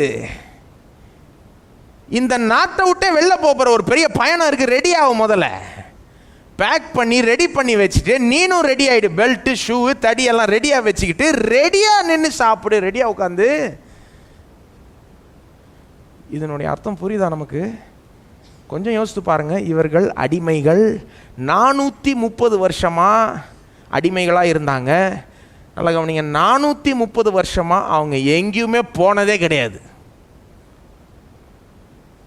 அவங்களும் போனது கிடையாது, அவங்க அப்பாவும் போனது கிடையாது, அவங்க தாத்தாங்களும் போனது கிடையாது. 3 நாள் தலைமுறைகளாக எங்கேயுமே போனதில்லை. எங்கேயும் பேக் பண்ணிவிட்டு அவங்க வெக்கேஷன்லாம் போக எங்கேயா போயிட்டு வர விடுவாங்க அடிமைகளை. எங்கேயும் போனதே கிடையாது. அவங்களுக்கு அது போகிறதுலாம் என்னன்னே தெரியாது. அவங்கள பார்த்து மோசே சொல்லுகிறார், கர்த்தர் மோசேட்ட சொல்ல சொல்கிறாரு, இன்னைக்கு நீ எங்கேயோ போகிற, ரெடியாய் எல்லாத்தையும் இப்படி பெல்ட்டை கட்டி ஷூவை கட்டிட்டு தடியை பிடிச்சிக்கிட்டு சாப்பிடு. இது எல்லாரும் செய்வாங்களா? பொதுவாக விசுவாசம் உள்ளவர்கள் தான் செய்வார்கள். பொதுவாக நீங்கள் போய் இந்த மாதிரி ஆள்கிட்ட போய் 400 வருஷமாக எங்கேயும் போகாதவன்ட்டு போய் சொல்லுங்க, இதை அட போயா மோசே, என்ன நான் எங்கேயுமே போனதில்லை, இப்போ என்ன திடீர்னு எல்லாத்தையும் ரெடி பண்ணிட்டு இப்படி பெல்ட்டையும் ஷூவையும் மாட்டிக்கிட்டு இப்படி சாப்பிட்டு ஒரு சாப்பாடு தேவையா எனக்கு? விசுவாசம் இல்லாதவர்கள் அப்படி பேசுவார்கள். ஆனால் எப்படியோ உங்களுக்கு விசுவாசம் வந்துருச்சு பாருங்க. இந்த இஸ்ரவேல் மக்கள் எப்படியோ விசுவாசித்தார்கள். சரி பண்ணுவோம், இவ்வளோ வாதிகளை அனுப்பி அவருடைய வல்லமையை காண்பித்திருக்கிறார் தேவன் ஏற்கனவே. ஆகவே இவரால் செய்ய முடியும் போல இருக்கு. 400 வருஷம் நடக்க முடியாதது ஒருவேளை இன்றைக்கி நடக்கலாம். அவர் சொல்கிறாரு செய்வோம், கீழ்ப்படிவோன்னு சொல்லிட்டு விசுவாசத்தினால அவங்க கீழ்ப்படுகிறாங்க. இவங்க இப்படி சாப்பிட்டாங்கிறதுக்கு அர்த்தம் என்னது? விசுவாசத்தோட சாப்பிட்டாங்க. எல்லாரும் சொல்லுங்க விசுவாசத்தோடு. பாருங்க, எபிரேயரில் இப்படியே இருக்குது. எபிரேயர் 11:28 மோசே பஸ்காவை எப்படி அனுசரிச்சாருன்னு இருக்கு பாருங்க. விசுவாசத்தினாலே முதற் பேரானவைகளை சங்கரிக்கிறவன் இஸ்ரவேலரை தொடாதபடிக்கு அவன் பஸ்காவையும் ரத்தம் பூசுதலாகிய நியமத்தையும் ஆசரித்தான். 2 சொல்லுது பாருங்க, ரத்தம் பூசுறத நியமுதல் பஸ்கா ரெண்டுத்தையும் எப்படி அனுசரித்தானா மோசே? விசுவாசத்தினாலே. சும்மா அவனும் சாப்பிடலத, விசுவாசத்தினால் சாப்பிட்டான். ஒரு பெரிய விசுவாசத்தோட, இங்கிருந்து கிளம்பி போவோன்ற ஒரு விசுவாசத்தோட சாப்பிட்டான். மோசே மட்டும் கிடையாது, இஸ்ரவேல் மக்கள் கூட பாருங்க. இது ஏன் சொல்றேன் நான்? அவர்கள் விசுவாசத்தோட சாப்பிட்டார்கள். இது பார்க்கறது ரொம்ப முக்கியங்க. இங்கேருந்து வெளியில் போவோன்னு விசுவாசித்தாங்க. இந்த ஆட்டின் மாம்சத்தை சாப்பிட்டா ஏதோ நடக்கும்னு விசுவாசித்தாங்க பாருங்க. தேவன் சொல்றாரு, இங்கேருந்து வெளியே போகிற, ரெடி ஆகிட்டு சாப்பிட்டு என்ன பண்ணுன்றாங்க. மோசே சொல்றார், இதை ஒழுங்காக சாப்பிடணும், அவ்வளோதான். உன் வேலை என்னது? சாப்பிடணும். எல்லாம் சொல்லுங்க, சாப்பிடணும். நம்ம வேலை என்னது? சாப்பிடணும். இது உள்ள போட்டோன்றாரு. எது உள்ள போட்டோம்? பஸ்கா ஆட்டின் மாம்சம் உள்ள போட்டோம். இது போச்சுன்னா ஏதோ நடக்கும் பாருங்க. அவங்க விசுவாசித்தான் சாப்பிட்டாங்க. கொஞ்சம் யோசித்து பாருங்க, எப்படி இந்த பலவீனப்பட்டவர்கள் எப்படி சாப்பிட்ருப்பாங்க. நான் சொன்னேன்ல, குறைஞ்சபட்சம் 20,000 பேராக தான் இருந்திருப்பாங்க. அந்த மாதிரி வியாதிப்பட்டு நோய்பட்டு பலவீனப்பட்டவர்கள் அவங்களாம் எப்படி சாப்பிட்ருப்பாங்க? கொஞ்சம் யோசித்து பாருங்க. மோசே அவங்கள்ட்ட சொல்லும் போது அவங்க என்ன யோசிச்சுப்பாங்க? முதல்ல, அட எனக்கு ஒழுங்காகவே நடக்க முடியலப்பா, என்ன எங்கேயோ போகிறோன்ற, பெல்ட்டை கட்டு ஷூவை கட்டு இதெல்லாம் சொல்கிறேன், எனக்கு ஒழுங்காகவே நடக்க முடியலையே, முதல்ல என்ன சொல்கிறீங்க அப்படின்னு. அப்புறம் யாராவது சொல்லியிருப்பாங்க, இல்லைப்பா இதுதான் பண்ணுன்றாங்க, இந்த ஆட்டின் மாம்சத்தை சாப்பிட்டா, ஆட்டுக்குட்டியின் மாம்சத்தை சாப்பிட்டா ஏதோ ஒன்று நடக்கும்ன்றாங்க, சரி சாப்பிடுவோம் அப்படின்னு சொல்லிட்டு அவங்களும் பெல்ட்டை கட்டியிருப்பாங்க, ஷூவை கட்டியிருப்பாங்க, தடி எடுத்திருப்பாங்க. நடக்கவே முடியாது ஒழுங்கா, ஆனால் தடியை எடுத்துகிட்டு நடக்க போகிற மாதிரி. இது என்ன? அது ஒரு விசுவாச செயல். இதை சாப்பிட்டா ஏதோ ஒன்று நடக்கும், என் சரீர பலவீனங்கள் மாறும், அந்த சூழ்நிலை மாறும், பலன் வரும், சுகம் வரும் அப்படின்னு நம்பியிருப்பாங்களா? கண்டிப்பாக நம்பியிருப்பாங்க. விசுவாசம் இல்லைன்னா என்ன சொல்லியிருப்பாங்க? நான் அதெல்லாம் செய்யலை போப்பா அப்படின்னு தான் சொல்லியிருப்பாங்க. பாருங்க, விசுவாசத்தோட புசித்தார்கள். பாருங்க, நம்ம கம்யூனியன் பற்றி நான் சொன்னேன்ல, கம்யூனியன் ரொம்ப முக்கியம். விசுவாசத்தோடு புசிக்கிறது ரொம்ப அவசியம். அது ஒரு சடங்கு போல் பார்க்கக்கூடாது. பாருங்க, சரி ஏதோ 2வது வாரம் இது பண்ணோம், என்ன இது இயேசு பண்ணோன்ட்டார், கரெக்டாக போய் பண்ணிவிடுவோம் அப்படின்னு தான் நிறைய பேர் யோசிக்கிறாங்க ஒழிய, இதை விசுவாசத்தோட புசிப்போம், இதை புசித்தா ஏதோ நடக்கும். ஏனென்றால் இது இயேசுனுடைய மாம்சத்துக்கே அடையாளமாக இருக்குது. எனக்காக பிற்கப்பட்ட சரீரம், எனக்காக கிழிக்கப்பட்ட மாம்சம், எனக்காக வாரினால் அடிக்கப்பட்ட அந்த சரீரம், அந்த முதுகு, அதை நான் விசுவாசத்தோடு எடுக்கிறேன் அப்படின்னு நீங்கள் அனுசரித்து பாருங்கள். அதனுடைய எஃபெக்ட் என்ன இருக்குன்னு பாருங்கள்.